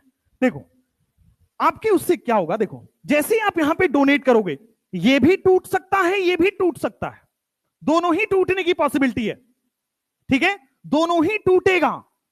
बट यूरिया बनने के लिए NH वाला बॉन्ड को टूटना पड़ेगा, दोनों ही टूटेगा। दूसरे टूटने से भी एक कंपाउंड बनेगा, बट वो कंपाउंड हमारे अभी जरूरत का नहीं है, हमारे जरूरत का यूरिया बनाना है, इसलिए टूटेगा ये भी, टूटेगा ये भी, लेकिन यूरिया बनाने के लिए हमें ये तोड़ना है, ठीक है। अभी मैं दूसरा तोड़ के ही बताऊंगा, डोंट वरी, दूसरा तोड़ के भी समझा रहा हूं। अब ध्यान दो क्या होगा, कार्बन है, जब कार्बन का 5 बॉन्ड ना बन जाए, इसलिए क्या होगा, यहां पे देखो NH माइनस आ चुका है और NH3 जाके जुड़ चुका है, ये बात क्लियर है। लेकिन आपको पता है ये कोऑर्डिनेट बॉन्ड होगा, अमोनिया अपना लोन पेयर दे रहा है तो कोऑर्डिनेट बॉन्ड होगा। जब जब कोऑर्डिनेट को कोवलेंट में चेंज करेंगे, डोनर पे प्लस एक्सेप्टर पे माइनस आएगा। जब जब हम कोऑर्डिनेट को कोवलेंट में चेंज करेंगे, डोनर पे प्लस और एक्सेप्टर पे माइनस आएगा। जरा ध्यान से देखना, यहां पे है ये NH3 प्लस, ठीक है, ये डबल बॉन्ड O है। अब ध्यान से देखना, पहले से प्लस था, अब अगर मैं माइनस डाल दूं तो न्यूट्रल हो जाएगा। देखो पहले से इस कार्बन पे डेल्टा प्लस था, अब अगर मैं माइनस डालूंगा तो कार्बन न्यूट्रल हो गया, ठीक है। अब क्या होने वाला है, ध्यान देना, ये H प्लस ट्रांसफर हो जाता है, इसको कहते हैं रीअरेंजमेंट। ये H प्लस यहां पे ट्रांसफर हो जाता है, तो now what happens, H plus का रीअरेंजमेंट हो जाता है, नथिंग एल्स। ये H प्लस उठा के यहां चला जाएगा, यहां पे NH माइनस है, ये H प्लस उठा के यहां चला जाएगा। तो देखो क्या बन गया, C डबल बॉन्ड O था, इस कार्बन से H प्लस चला गया तो NH2 बन गया, वहां पे H प्लस ऐड हो गया तो ये भी NH2 बन गया और न्यूट्रल हो चुका है। और ये क्या है, यूरिया। इसी तरह से पूरा कंपाउंड बना था। एक चीज यहीं पर रुकूंगा, रुक जाओ। अब आपके दिमाग में आएगा कि सर ये O माइनस भी तो बन सकता है, आपके दिमाग में ये आएगा, मैं थोड़ा सा यहां रफ वर्क कर रहा हूं, मिटा दूंगा, ध्यान देना। आपके दिमाग में आएगा कि सर ये वाला बॉन्ड भी तो टूट सकता है, इसमें क्या दिक्कत है, राइट। और यहां पे अमोनिया अपना कोऑर्डिनेट बॉन्ड बना देगा, NH3 plus NH3 coordinate bond बना देगा, ठीक। कोऑर्डिनेट बॉन्ड को जब आप कोवलेंट बॉन्ड में चेंज करोगे तो क्या ये डोनर पे प्लस और एक्सेप्टर पे माइनस आएगा? क्या अब मैं NH इसको यहां पे ले जाऊं अगर, तो क्या बन रहा है आपके पास? देखो, ये तो NH2 बन जाएगा और यहां पे OH बन जाएगा, तो दोनों बॉन्ड टूटेगा, दूसरे वाले से अल्कोहल बनेगा और उससे यूरिया बनेगा। बट फेड्रिक होलर ने क्या बनाया था? यूरिया। अल्कोहल भी बना है फेड्रिक होलर में, दो तरह के ऑर्गेनिक कंपाउंड बने हैं फेड्रिक होलर में, लेकिन ये किसी को बता मत देना, सिलेबस में यूरिया है तो यूरिया ही बोला जाएगा। बनेगा दोनों, दोनों ही ऑर्गेनिक कंपाउंड है, बट आपके सिलेबस में यूरिया है इसलिए कोई नहीं पढ़ाता, मैं भी नहीं पढ़ा रहा। ठीक है, तो ये कंफ्यूजन दूर कर लो कि क्यों ये नाइट्रोजन टूटेगा, क्यों ऑक्सीजन, दोनों ही टूट सकता है, दोनों से ही ऑर्गेनिक कंपाउंड बनेगा। ठीक है, तो ये यहां से इरेज कर लीजिए। एक बार और समझाऊंगा, क्योंकि जो चेहरे की रंगत है आपकी, मैं तो सोच रहा हूं यहां पे कार्डबोर्ड लगवा दूं, एक शक्ल ही ना दिखे, पढ़ा दो यहां पे सिंपल। ऑनलाइन वाला हल करते हैं ना, थोड़ा थोड़ा खिड़की छोड़ देंगे इसमें। चलो लिखो, जल्दी लिखो, जल्दी लिखो फटाफट, फिर समझाता हूं। और ये मैकेनिज्म अभी 5 मिनट में दिमाग में याद होगा, ध्यान रखिए। ये मैकेनिज्म अभी 5 मिनट में दिमाग में याद होगा, जल्दी से लिख लो। बहुत ही अजीब है, कौन बोल रहा है ये? अजीब नहीं है भाई, अच्छा सुंदर सा तो है, शक्ल से अच्छी है तुम्हारी। जल्दी, जिसको भी बात करना है हाथ खड़ा करो, मैं बात करूंगा, तसल्ली से 1-2 घंटे बात करेंगे। क्या? हाँ बोलो।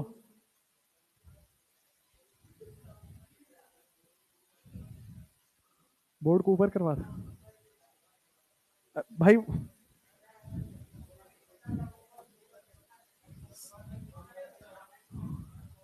अरे हम वो सब नहीं करते हैं, छोटा बड़ा यार। ये कैसे हो रहा है देखो, ये वाला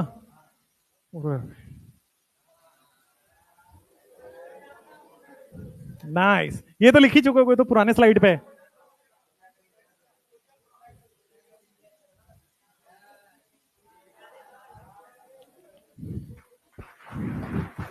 वाह क्या बात है, कितने कितने क्रांतिकारी लोग हैं।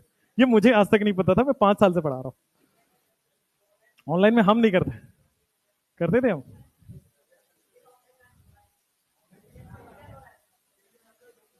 चलो चलो चलो, जल्दी लिखो, जल्दी लिखो। हाँ, ला ला ला ला। तुम लोग लंच लेके आते हो? कौन? हाथ खड़े करो, बस क्लास के बाहर मिलना, फिर बैठ के लंच खाएंगे। 1 चम्मच दोगे? देखो, अरे लिखो, ऐसे पता चलेगा, बाहर बोलेगा मास्टर बात कर रहा है, चुपचाप पढ़ा करो तुम। नहीं आवाज आता है? रिकॉर्ड हो रहा होगा, तो रिकॉर्डिंग में तो ऐसा कंटेंट मिलेगा नहीं ना, कंटेंट के लिए लोग आते हैं। ठीक है, इस पे 2-3 तरह के सवाल बन सकते हैं, कितने पाई बॉन्ड, सिग्मा बॉन्ड, वो सब सवाल बनेंगे, हालांकि वो नेक्स्ट लेक्चर का पार्ट है। Sigma bond, pi bond, hybridisation, degree of unsaturation. एक कल पढ़ाऊंगा डिग्री ऑफ अनसैचुरेशन, ऐसा कुछ कुछ होगा तुम्हारे अंदर, इतना खुशी होगा ना कि पहली बार तुम इतने बड़े क्वेश्चन को इतना छोटा कर पा रहे हो। एसी चला रहे हैं, चलाइए चलाइए, नहीं तो हम एडजस्ट तो कर ही रहते। हाँ, पटना है।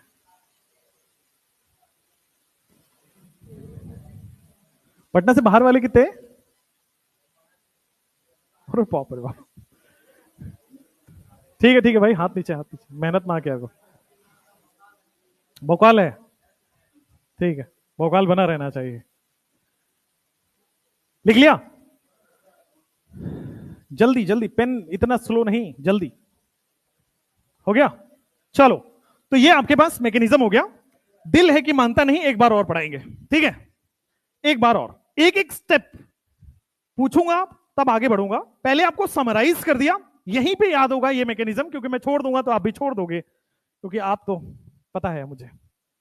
चलिए, इसको वापस बड़ा करना है, छोड़ देना है, आगे बढ़ जाए? वापस करना है इसको। बहुत बढ़िया, खेलने का अच्छा सिस्टम बताया हो तुम, ये ठीक है। चलो नाइस, ओके फाइन। अब आ जाओ मैकेनिज्म। अभी ध्यान दो, मैकेनिज्म वापस ध्यान देना। मैकेनिज्म एक एक स्टेप में, टोटल 4 स्टेप में यह मैकेनिज्म है। स्टेप नंबर 1 समझने की अभी कोशिश करनी है और अभी समझ आएगा। स्टेप नंबर 1, अमोनियम साइनेट बनना चाहिए था, राइट?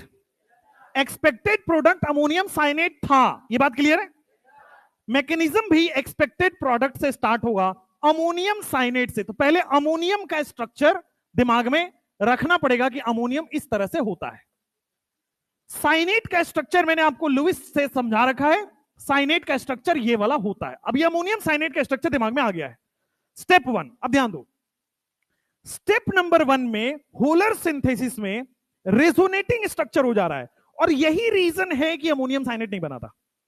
अगर रेजोनेटिंग स्ट्रक्चर नहीं हो तो देखो अमोनियम साइनेट तो बन ही रहा था, बट हुआ क्या, ड्यूरिंग द रिएक्शन एक कंपाउंड अपने दूसरे फॉर्म में चेंज हो सकता है। ठीक है? जैसे मान लो मैं आज ऑर्गेनिक पढ़ा रहा हूं, कल इनऑर्गेनिक पढ़ा सकता हूं, परसों फिजिकल पढ़ा सकता हूं, बायोलॉजी नहीं आती। अब क्या होता है, वैसे ही एक फॉर्म से दूसरे फॉर्म में चेंज हो सकता हूं, एक कंपाउंड भी एक फॉर्म से दूसरे फॉर्म में चेंज होता है, इसका कोई रोक टोक नहीं है। तो चूंकि ये चेंज हो गया, देयरफॉर अमोनियम साइनेट नहीं बना था, यूरिया बन गया था। केवल एक रेजोनेंस के फीचर से, केवल एक छोटी सी फीचर से पूरा रिएक्शन, पूरा बर्जेलियस थ्योरी फेल हो गया था। तो स्टेप नंबर 1 में क्या हुआ था, अमोनियम एज इट इज था, अमोनियम में कोई चेंज नहीं हुआ था। हाँ, साइनेट का रेजोनेटिंग स्ट्रक्चर बन गया। साइनेट का रेजोनेटिंग स्ट्रक्चर देखो ये बन चुका है, बना। कैसे बना साइनेट का रेजोनेटिंग स्ट्रक्चर? तो ये O माइनस अगला डबल बॉन्ड बनाएगा, ये डबल बॉन्ड टूट के माइनस बनाएगा, माइनस डबल बॉन्ड बनाएगा, डबल बॉन्ड माइनस बनाएगा, बस खत्म। ये रेजोनेटिंग स्ट्रक्चर बन गया। स्टेप नंबर 1 क्लियर है? सबको क्लियर है उधर गांव में? ठीक है, चलो अब स्टेप नंबर 2, एच नहीं है, बहुत बढ़िया, इसका मतलब समझ आया। चेक कर रहा था मैं, मुझे तो आती ही है, चेक कर रहा था। आ जाओ। तो अब आ गया आपके पास अमोनियम साइनेट, पहला में रेजोनेटिंग स्ट्रक्चर हुआ।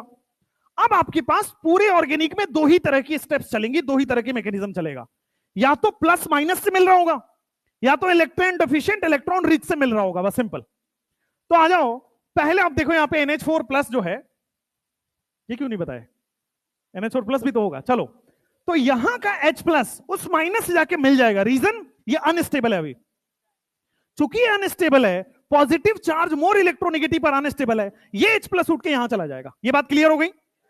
अब मैं क्या कर रहा हूं वहां पे, बस H प्लस चूंकि वहां जा चुका है तो अमोनिया बन गया, और वहां पे सामने बनेगा C double bond O double bond NH। ये बात एकदम क्लियर है।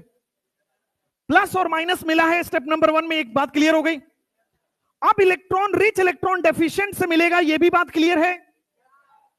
कोऑर्डिनेट बॉन्ड बनेगा, जब भी लोन पे डोनेट होता है कोऑर्डिनेट बॉन्ड बनेगा, तो बना दे, तो बना देते हैं। आपके पास कार्बन डबल बॉन्ड NH तो है ही, कार्बन, रुक जा भाई, डबल बॉन्ड O है।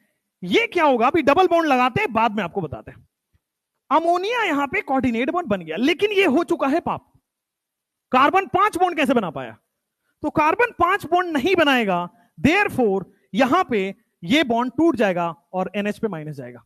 जा सकता है दोनों पे, ये भी टूट सकता है, वो भी टूट सकता है। अगर ये टूटेगा तो अल्कोहल बनेगा, और ये टूटेगा तो यूरिया बनेगा, दोनों ही ऑर्गेनिक बनेगा, दोनों तरह से।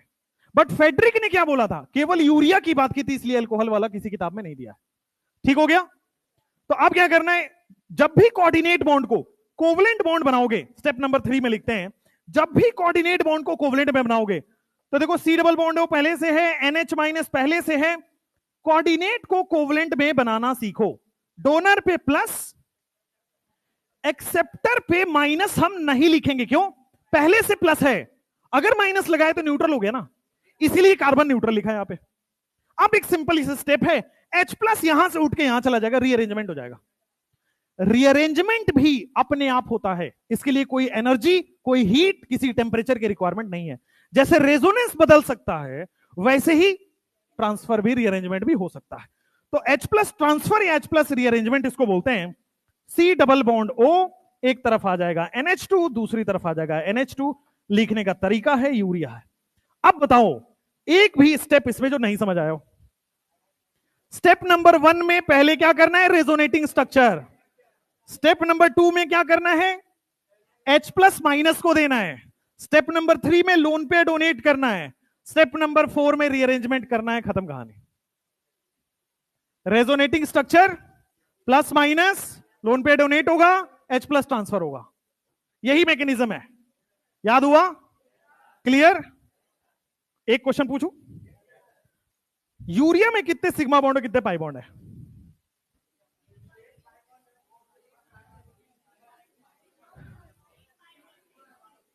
चलो ठीक है ठीक है ठीक है, 7 पाई। हो सब स्ट्रक्चर बना रहे होंगे, हाइड्रोजन काउंट कर रहे होंगे, ऐसे ही होगा ना? सब स्ट्रक्चर बना रहे, हाइड्रोजन काउंट कर रहे, यही कर रहे? हाँ भाई ठीक है भाई, ठीक है ठीक। ओह बहुत बढ़िया, हमारी सुन लीजिए। जब भी आपको सिग्मा बॉन्ड पूछा जाए, और नीट हो चाहे जेई मेंस हो, सिग्मा बॉन्ड का बहुत क्वेश्चन आता है, आप कभी भी नहीं सोचोगे क्यों आता है। एनसीईआरटी में नहीं भाई, हाइड्रोजन की वजह से नहीं, एनसीईआरटी में समरी नाम की एक चीज होती है, और उसमें बड़ी खूबसूरत सी बात लिखी है जो आपको कहीं भी नहीं मिलेगी। आप लेके आना तो मैं दिखाऊं। कभी भी किसी भी कंपाउंड में अगर सिग्मा बॉन्ड कैलकुलेट करना हो तो स्ट्रक्चर, अब मान लो किसी को स्ट्रक्चर पता ही ना हो, कहां डबल बॉन्ड है कहां सिग्मा बॉन्ड है नहीं पता ना, केवल ये लिख के दे दिया कि यूरिया में कितने सिग्मा बॉन्ड है, अब बताओ। तो कभी भी सिग्मा बॉन्ड अगर आपको कैलकुलेट करना है तो ध्यान देना, एटम प्लस रिंग -1 कर लेना, खत्म। कभी भी पूरे फिजिकल, ऑर्गेनिक, इनऑर्गेनिक, अगर बायोलॉजी में भी आता हो तो उधर आता है ना बायोमोलिक्यूल वगैरह में, तो कितने एटम है इसमें? 1 3 4 5 6 8, इसमें रिंग बनेगा।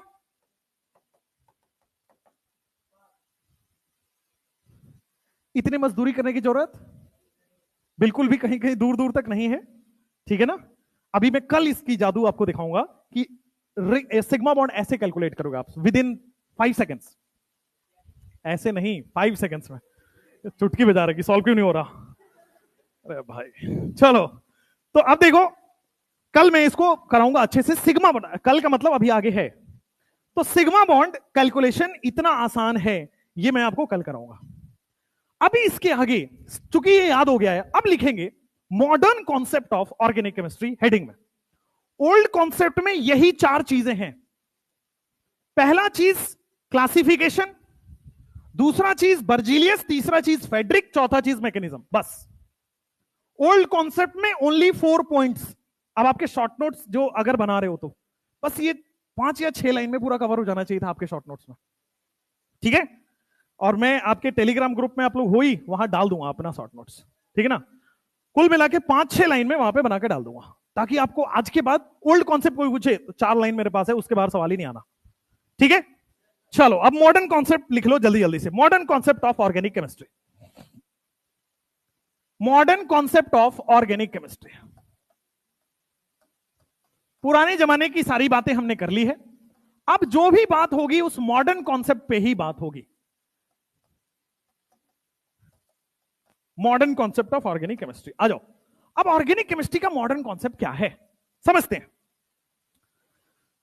ये सारी थ्योरीज बार बार फेल हो रही थी।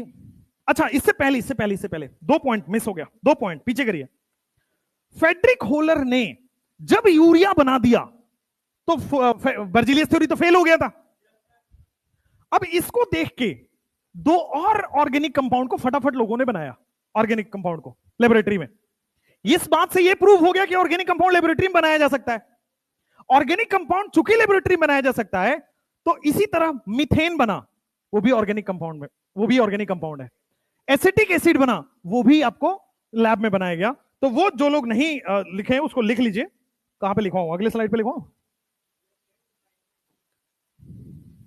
चलो यहां पे लिख लो, नोट 2 मोर कंपाउंड्स, ठीक है ना? 2 ना लिख के लिखो, several compounds where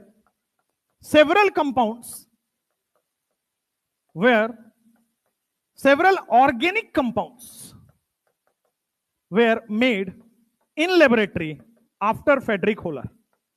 Frederick Holler के बाद बहुत सारे साइंटिस्ट आए और ऑर्गेनिक कंपाउंड को लेबोरेटरी में बनाया। पहला बनाया मीथेन, एग्जांपल के तौर पे एनसीईआरटी में 2 ही दिया है, 2 ही पढ़ाएंगे। Methane formula CH4। उसी तरह दूसरा बताना, एसिटिक एसिड फॉर्मूला होगा CH3COOH। अब मुझे बस साइंटिस्ट का नाम बता दो आप, कॉल्बे और बर्थेलॉट, ठीक है। मीथेन को बनाया था कॉल्बे नाम के साइंटिस्ट ने, जैसे होलर एक साइंटिस्ट का नाम है वैसे ही कॉल्बे एक साइंटिस्ट का नाम है, और एसिटिक एसिड आपके पास बर्थेलॉट साइंटिस्ट ने बनाया था। अच्छा सॉरी, ओके ओके, ऊपर चेंज है, ऊपर आएगा आपके पास बर्थेलॉट और नीचे आ जाएगा आपके पास कॉल्बे। और कॉल्बे का हमारे पास सिलेबस में भी है, कॉल्बे इलेक्ट्रोलाइसिस, आगे जाके आप पढ़ेंगे भी, उसमें हम एसिटिक एसिड बना के दिखाएंगे आपको, ठीक है। तो जब फ्रेडरिक होलर पहली बार ऑर्गेनिक कंपाउंड को लेबोरेटरी में बना दिए तो बहुत सारे साइंटिस्ट उनके बाद बनाए, उसमें से 2 एग्जांपल एनसीईआरटी में ही, ये दोनों एग्जांपल याद रखना है, ठीक हो गया। चलिए अब चलेंगे modern concept of organic chemistry के अंदर। Modern concept of organic chemistry में क्या है, ध्यान से देखो। जब नए जमाने में आए तो बहुत सारे ऑर्गेनिक कंपाउंड बनने लगे थे, लेबोरेटरी में बहुत सारे ऑर्गेनिक कंपाउंड आ गए थे। मेजॉरिटी 99.99% ऑर्गेनिक कंपाउंड कार्बन और हाइड्रोजन से बने हुए कंपाउंड्स थे। 99.99% ऑर्गेनिक कंपाउंड कार्बन और हाइड्रोजन से बने हुए थे और उसके डेरिवेटिव से बने हुए थे, मतलब कार्बन हाइड्रोजन का होना मस्ट है। तो मॉडर्न कॉन्सेप्ट में जो साइंटिस्ट थे उन्होंने एक स्टेटमेंट दे दिया कि नए जमाने का जो ऑर्गेनिक केमिस्ट्री है वो हाइड्रोकार्बन है या हाइड्रोकार्बन का डेरिवेटिव है। हाइड्रोकार्बन क्या है? कार्बन प्लस हाइड्रोजन से बना हुआ compound is hydrocarbon. Hydrocarbon, hydrogen carbon, hydrogen और कार्बन से बना हुआ कंपाउंड हाइड्रोकार्बन है। या तो हाइड्रोकार्बन या उसका डेरिवेटिव ही आपका ऑर्गेनिक केमिस्ट्री है। ये मॉडर्न कॉन्सेप्ट है, एक लाइन में खत्म। कि what is modern concept? According to modern concept, hydrocarbon and their derivatives are known as organic chemistry या ऑर्गेनिक कंपाउंड।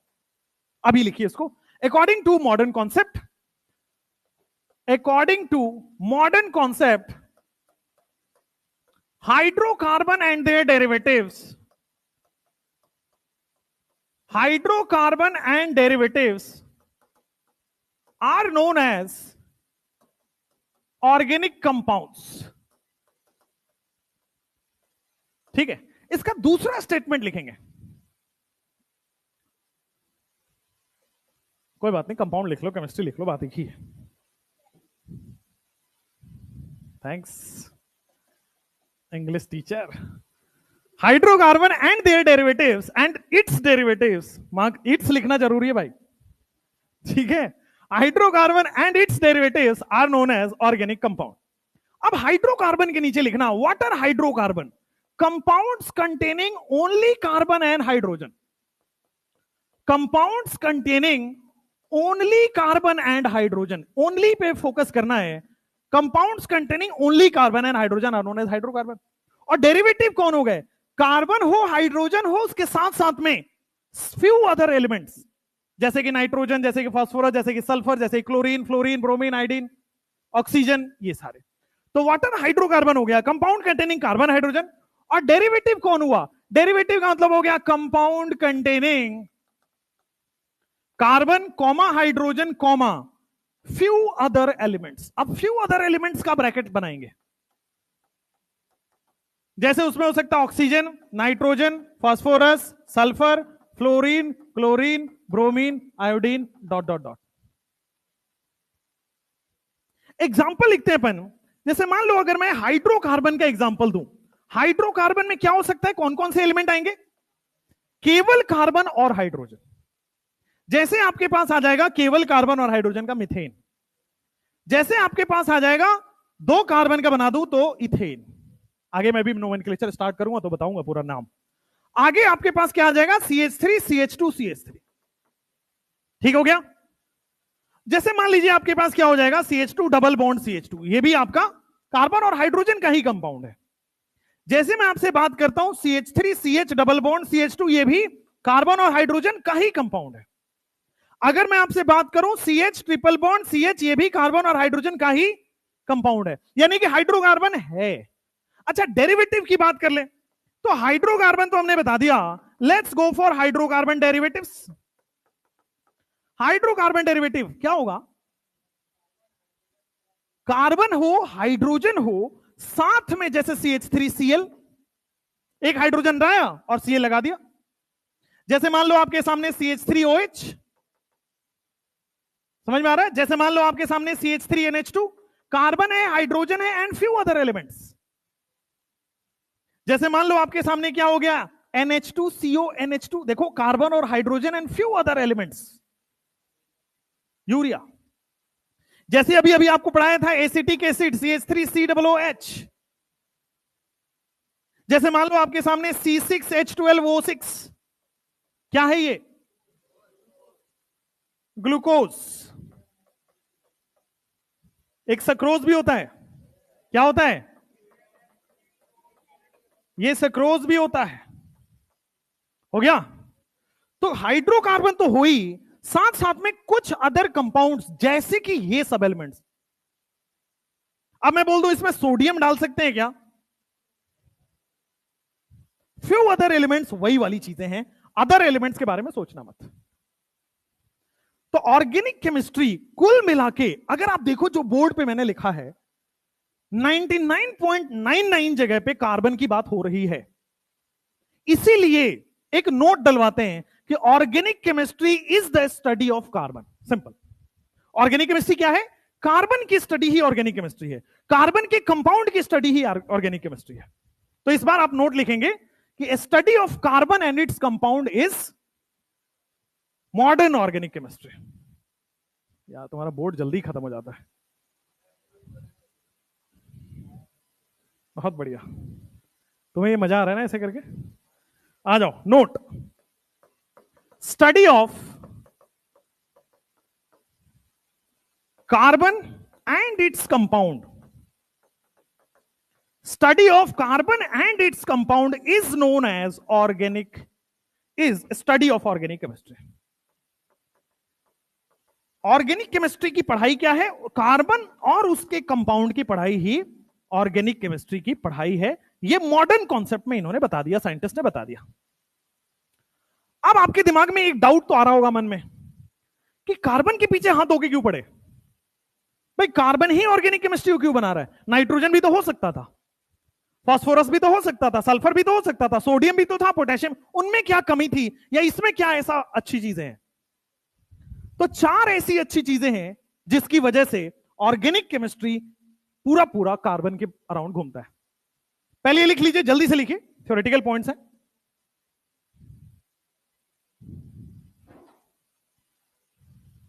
यार कैसे करना था इसको, ऐसे? अरे तो हाथ वाला ही है ना? हाँ, ये नाइस। चलो, तो ये हो गया आपके पास modern concept of organic chemistry में ये चीज। अब लिखेंगे आगे, एक दिमाग में डाउट मैंने आपके क्रिएट किया ना कि कार्बन ही क्यों, why carbon, 99.99% organic compound carbon क्यों? तो आइए उसके बारे में पढ़ेंगे। लिखिए ऊपर हेडिंग में कैरेक्टरिस्टिक ऑफ कार्बन। कार्बन में कुछ ऐसी खास बातें हैं, कार्बन की कुछ ऐसी खास बातें हैं जिसकी वजह से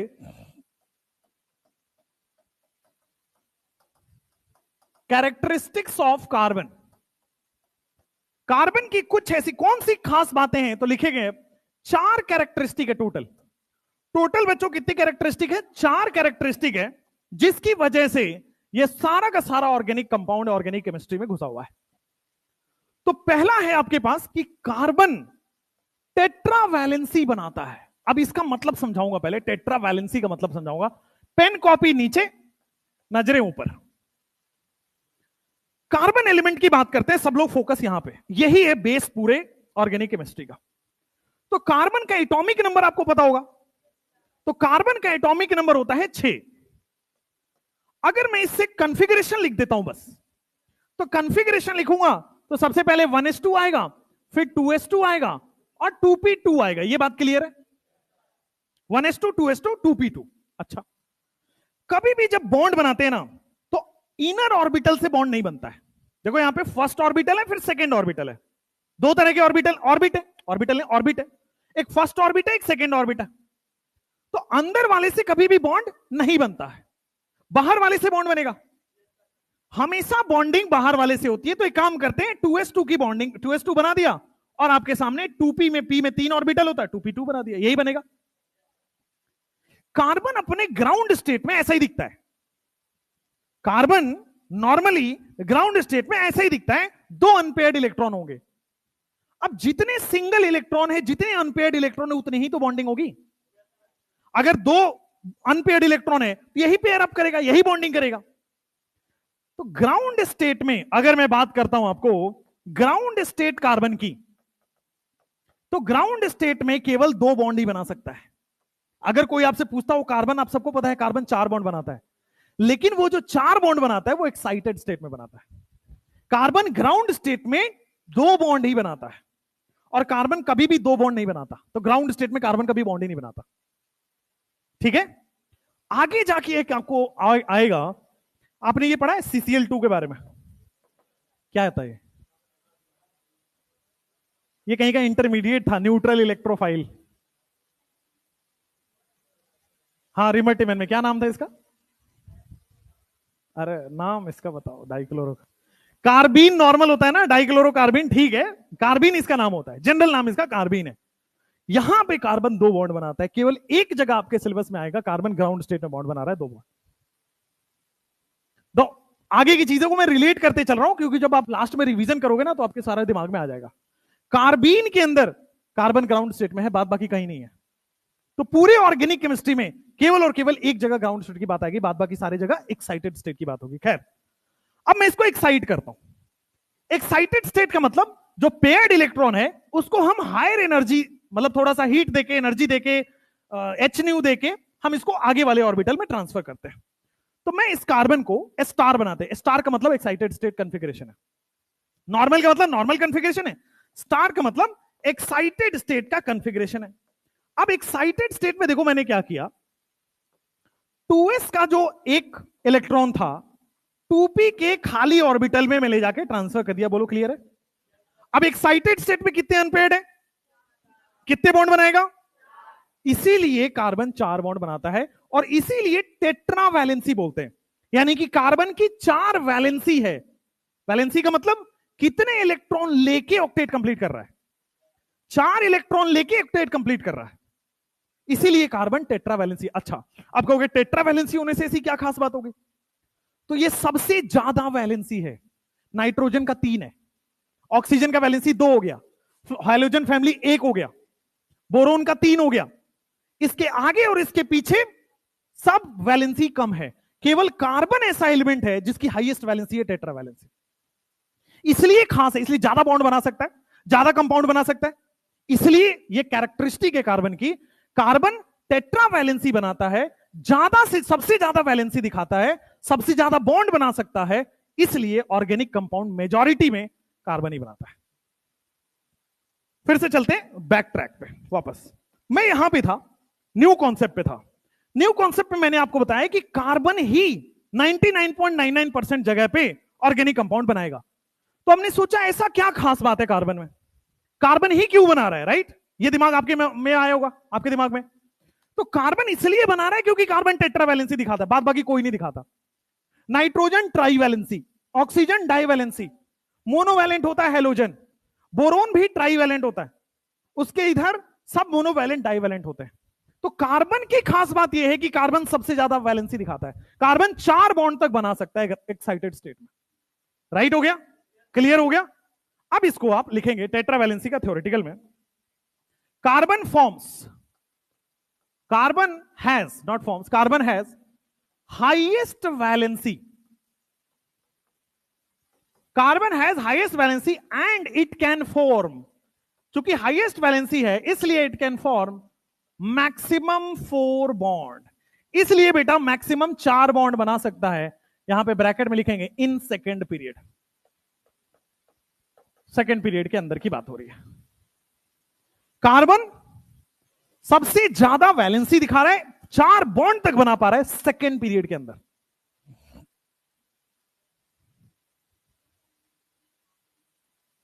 होगा, बताऊंगा अभी इसके बाद।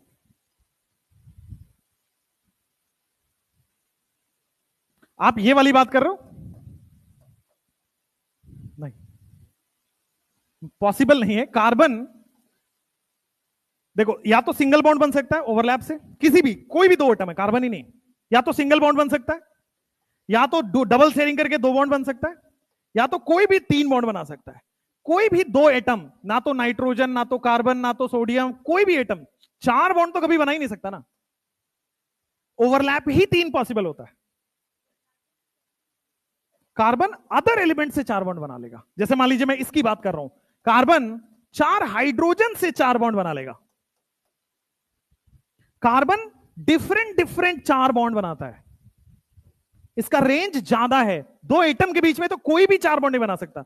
नाइट्रोजन भी मैक्सिमम तीन बॉन्ड बना सकता है दो एटम के बीच में, क्योंकि ओवरलैप ही तीन पॉसिबल होता है।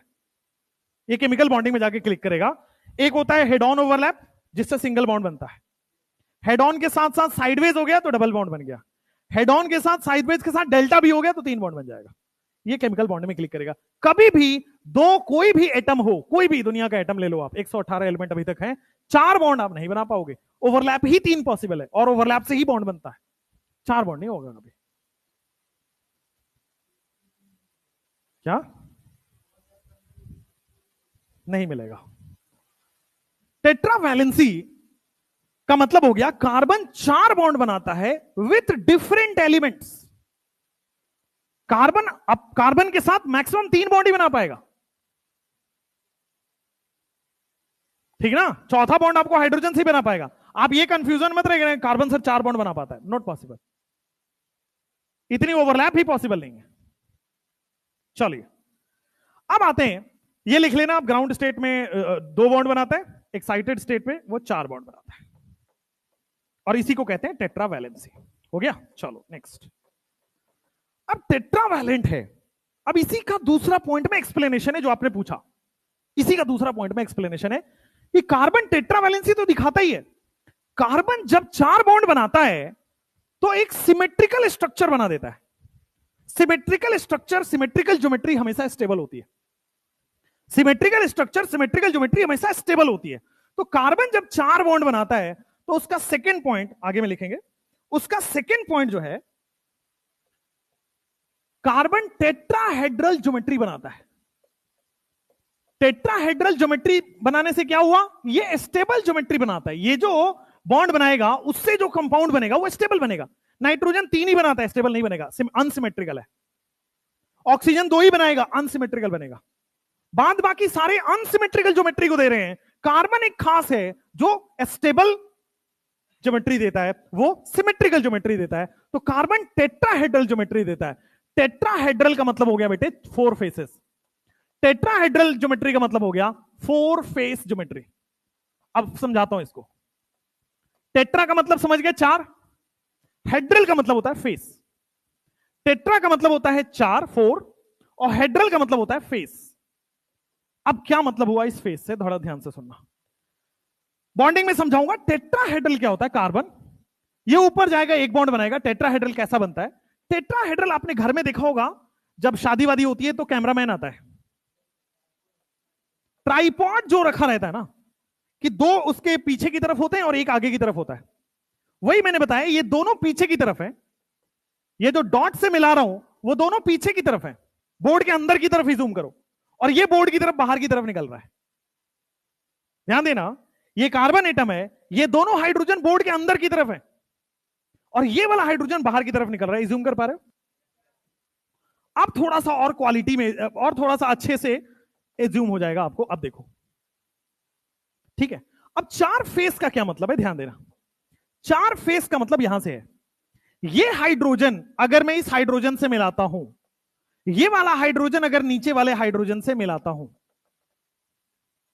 तो ये जो फेस जनरेट कर रहा है, ये एक फेस जनरेट हुआ। अगर आप ध्यान से देखें तो ये एक फेस है टेट्राहेड्रल ज्योमेट्री का। अभी पूरा फील आ जाएगा चारों फेसेस का, डोंट वरी। आया? सबको आया? ये एक फेस की तरह दिख रहा है। अच्छा, इस हाइड्रोजन को अब इस वाले हाइड्रोजन से मैं मिला देता हूं, ठीक है। एक और फेस आपको जनरेट होता हुआ नजर आ रहा होगा, ये वाला फेस। दूसरे पेन से बनाते हैं। ये वाला फेस भी आपको जनरेट होता हुआ नजर आ रहा होगा।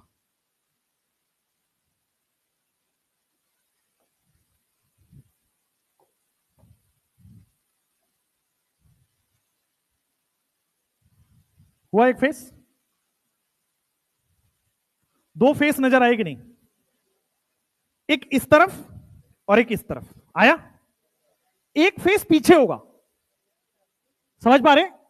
एक फेस पीछे होगा और एक फेस नीचे की तरफ है जिस पे खड़ा है बेस। तो टोटल 4 फेस है।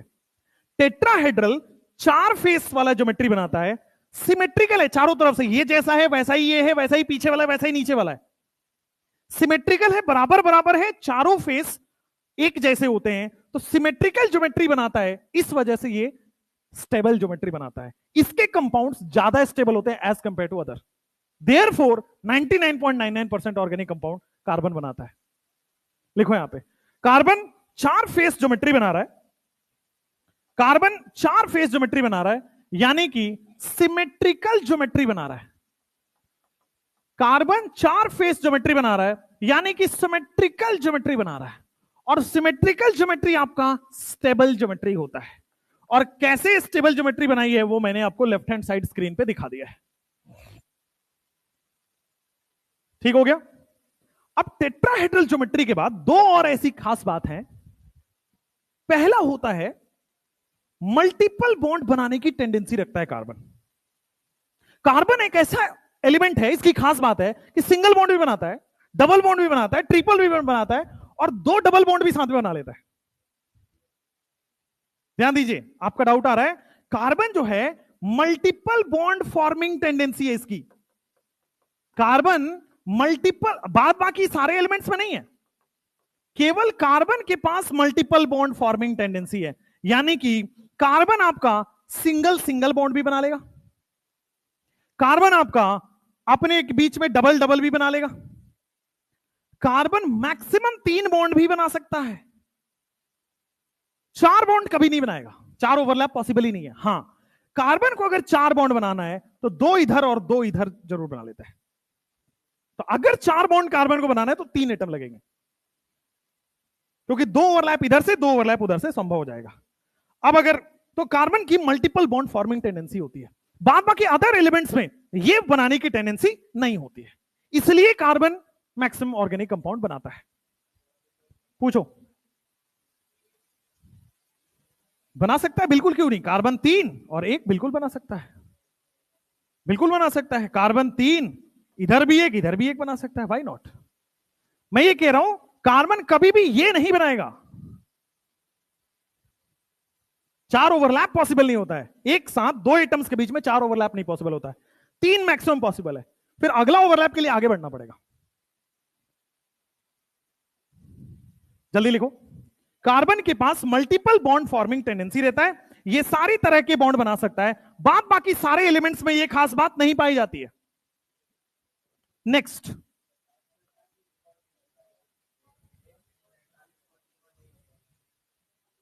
अरे भाई चलो, लीक से हट के काम करना चाहिए। चलो आ जाओ, फोर्थ। अच्छा, एक और चीज मैं बता दूं, एक रूल है, क्लास मैं छोड़ूंगा, आप याद नहीं दिलाओगे, ठीक है ना? क्लास मैं छोड़ूंगा। अभी और क्लास है क्या इसके बाद? ये लास्ट क्लास नहीं है, इसके बाद किसी क्लास है? अच्छा, इवनिंग क्लास के बाद। अरे ये क्यों आ गए यार? नेक्स्ट, तुम्हारी क्लास कितने बजे है? कितने बजे है? टाइम कितना हुआ? अरे तो 2 बजे तक तो पढ़ो। चलो, हाँ थोड़ा बाहर खड़े रहने दो, थोड़ा स्ट्रगल एडजस्ट करना पड़ेगा ना।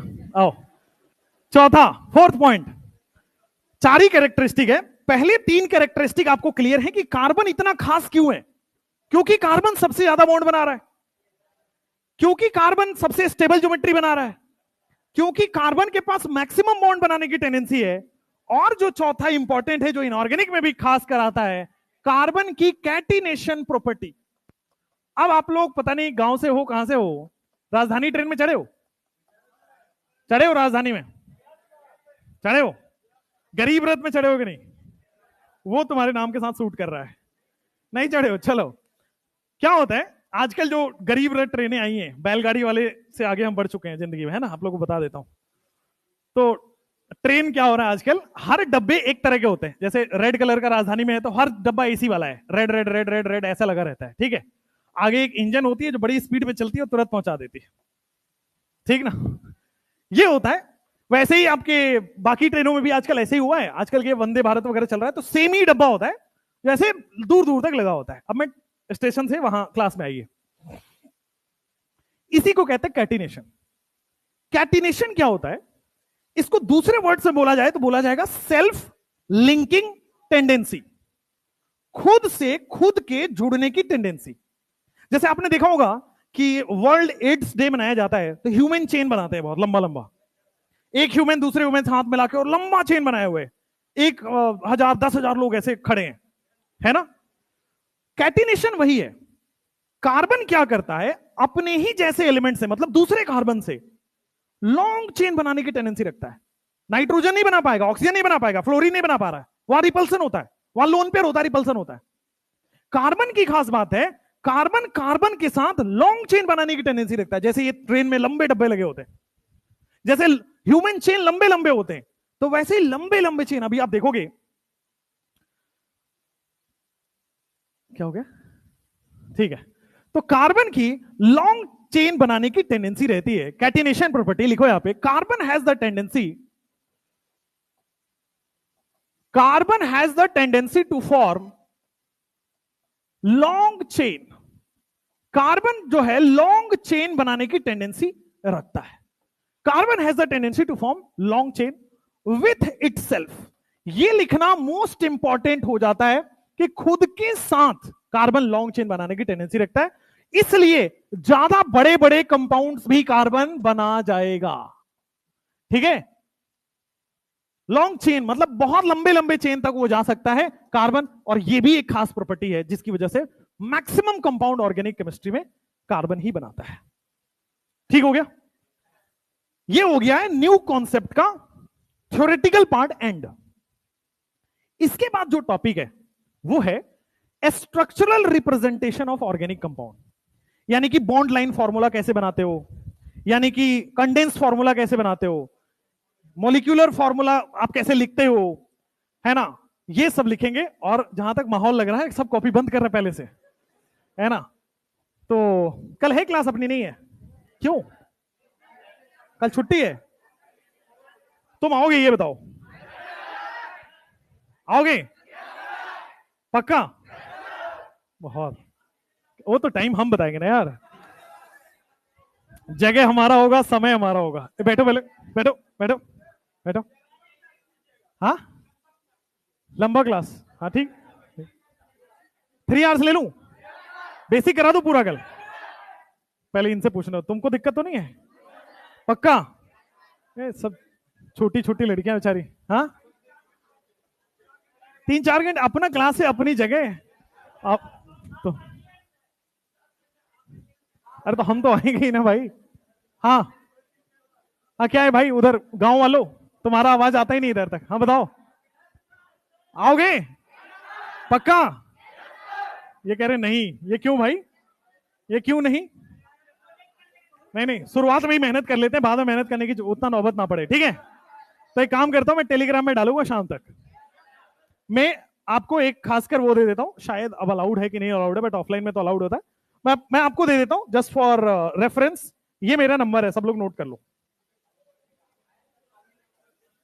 बट ये नंबर, ये पे मैसेज नहीं करना है, और इस नंबर पे कॉल नहीं करना है, और मैसेज नहीं करना है।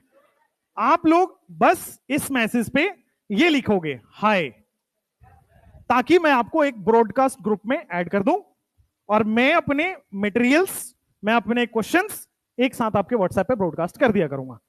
आपको ग्रुप नहीं दिखेगा, कोई ग्रुप नहीं है, पहले तो ब्रॉडकास्ट है। आप मेरे से कनेक्टेड हो गए, क्योंकि मुझे पता है ग्रुप में नंबर मिला तो तुम हर सीमाओं पर जाके लड़ सकते हो, है ना। इसलिए नंबर ना मिले, नंबर मेरे पास ही रहे, सुरक्षित हाथों में रहे। क्यों? क्या? हाँ फोन स्विच ऑफ किया है मैंने। अरे नंबर भी लगा रहे हैं सब। और ज्यादा अगर कोई मैसेज आए कॉल आए सीधा ब्लॉक। हाँ डाउट है? I will wait for the class के बाद आराम से सुनो। एक और चीज, जब भी क्लास होगी उसके आधे घंटे तक मैं क्लास के बाहर खड़ा रहूंगा for any doubts, for any queries, for any support. ठीक है? अब यही रखते हैं। कल का टाइम मैं आपको बता दूंगा, मॉर्निंग का ही टाइम रहेगा, 11 से 3 या 11 से 2 वाला टाइम रहेगा। छोड़ दें? क्यों? किसको किसको आना है पहले ये बताओ, कल की क्लास में आएंगे फिर। ठीक है? बाकी लोग नहीं आना हो तो रिकॉर्डेड देख लेना, और तो क्या कर सकते हैं। फिर करते हैं, कल माहौल बनाते हैं। ठीक है? अभी ये ट्रेलर था, पिक्चर अभी बाकी है, तो अभी बहुत मजे में करने वाले। एक चीज, कल हम लोग पढ़ेंगे sigma bond, pi bond, hybridisation, degree of unsaturation. तो कैलकुलेशन वाला पार्ट होगा, तो मुझे भी मजा आएगा शक्ल देखने में। वैसे मजा नहीं आता है फिर भी। चलिए, थैंक यू, बाय। मैसेज कर दियो? चलो बढ़िया। ठीक है ठीक है ठीक है। रोज दिन 1000 1500 मैसेज आते हैं, तो ज्यादा ना करो। चलो चलो चलो जल्दी जाओ, जाओ जाओ जाओ जाओ जाओ, खोलो जाओ। सेव किसी का नहीं करेंगे हम, ब्रॉडकास्ट ग्रुप में ऐड करेंगे। ठीक है? चलिए आ जाओ, ऐड कर लेंगे इसी नंबर पे व्हाट्सएप। चलो चलो जाओ जाओ जाओ, दूसरे को बैठना है। If you have doubts only then you can कम।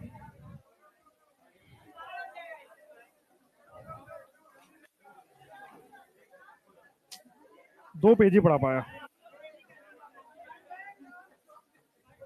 देखो तुमको पढ़ाने से पहले कितना मेहनत करके आते हैं हम लोग, देख रहे हो तुम? ऐसा पढ़ना पड़ता है मैं खुद। ठीक है? इसमें दुनिया जान की सारी चीजें हैं, इसके बाहर नहीं आता कभी। प्रिंट करा के हम आपको दे देंगे, आप टेंशन मत लो। हाँ है पढ़ना है, शुरुआत से ही पढ़ना है। कहाँ जा रहे हो तुम? क्यों? ओहो, कल करो कल करो कल करो। अभी तो मुझे परमिशन लेना पड़ेगा क्लास के लिए।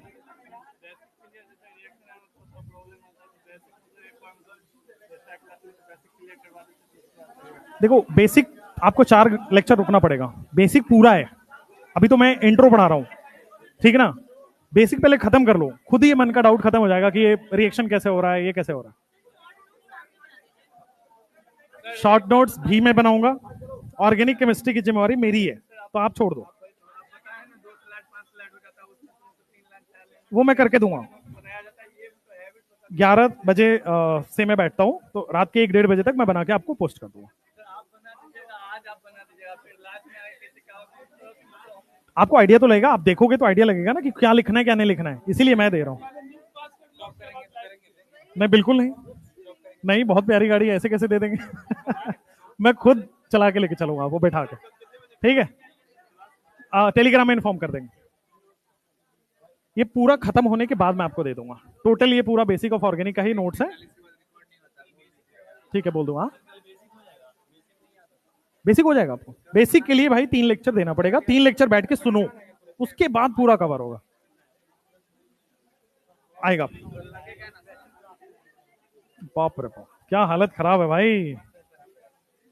ये ये पूरा पढ़ाते हैं, देखो ये देखो, number of atom plus ring -1। हाँ ठीक है, ये भी तो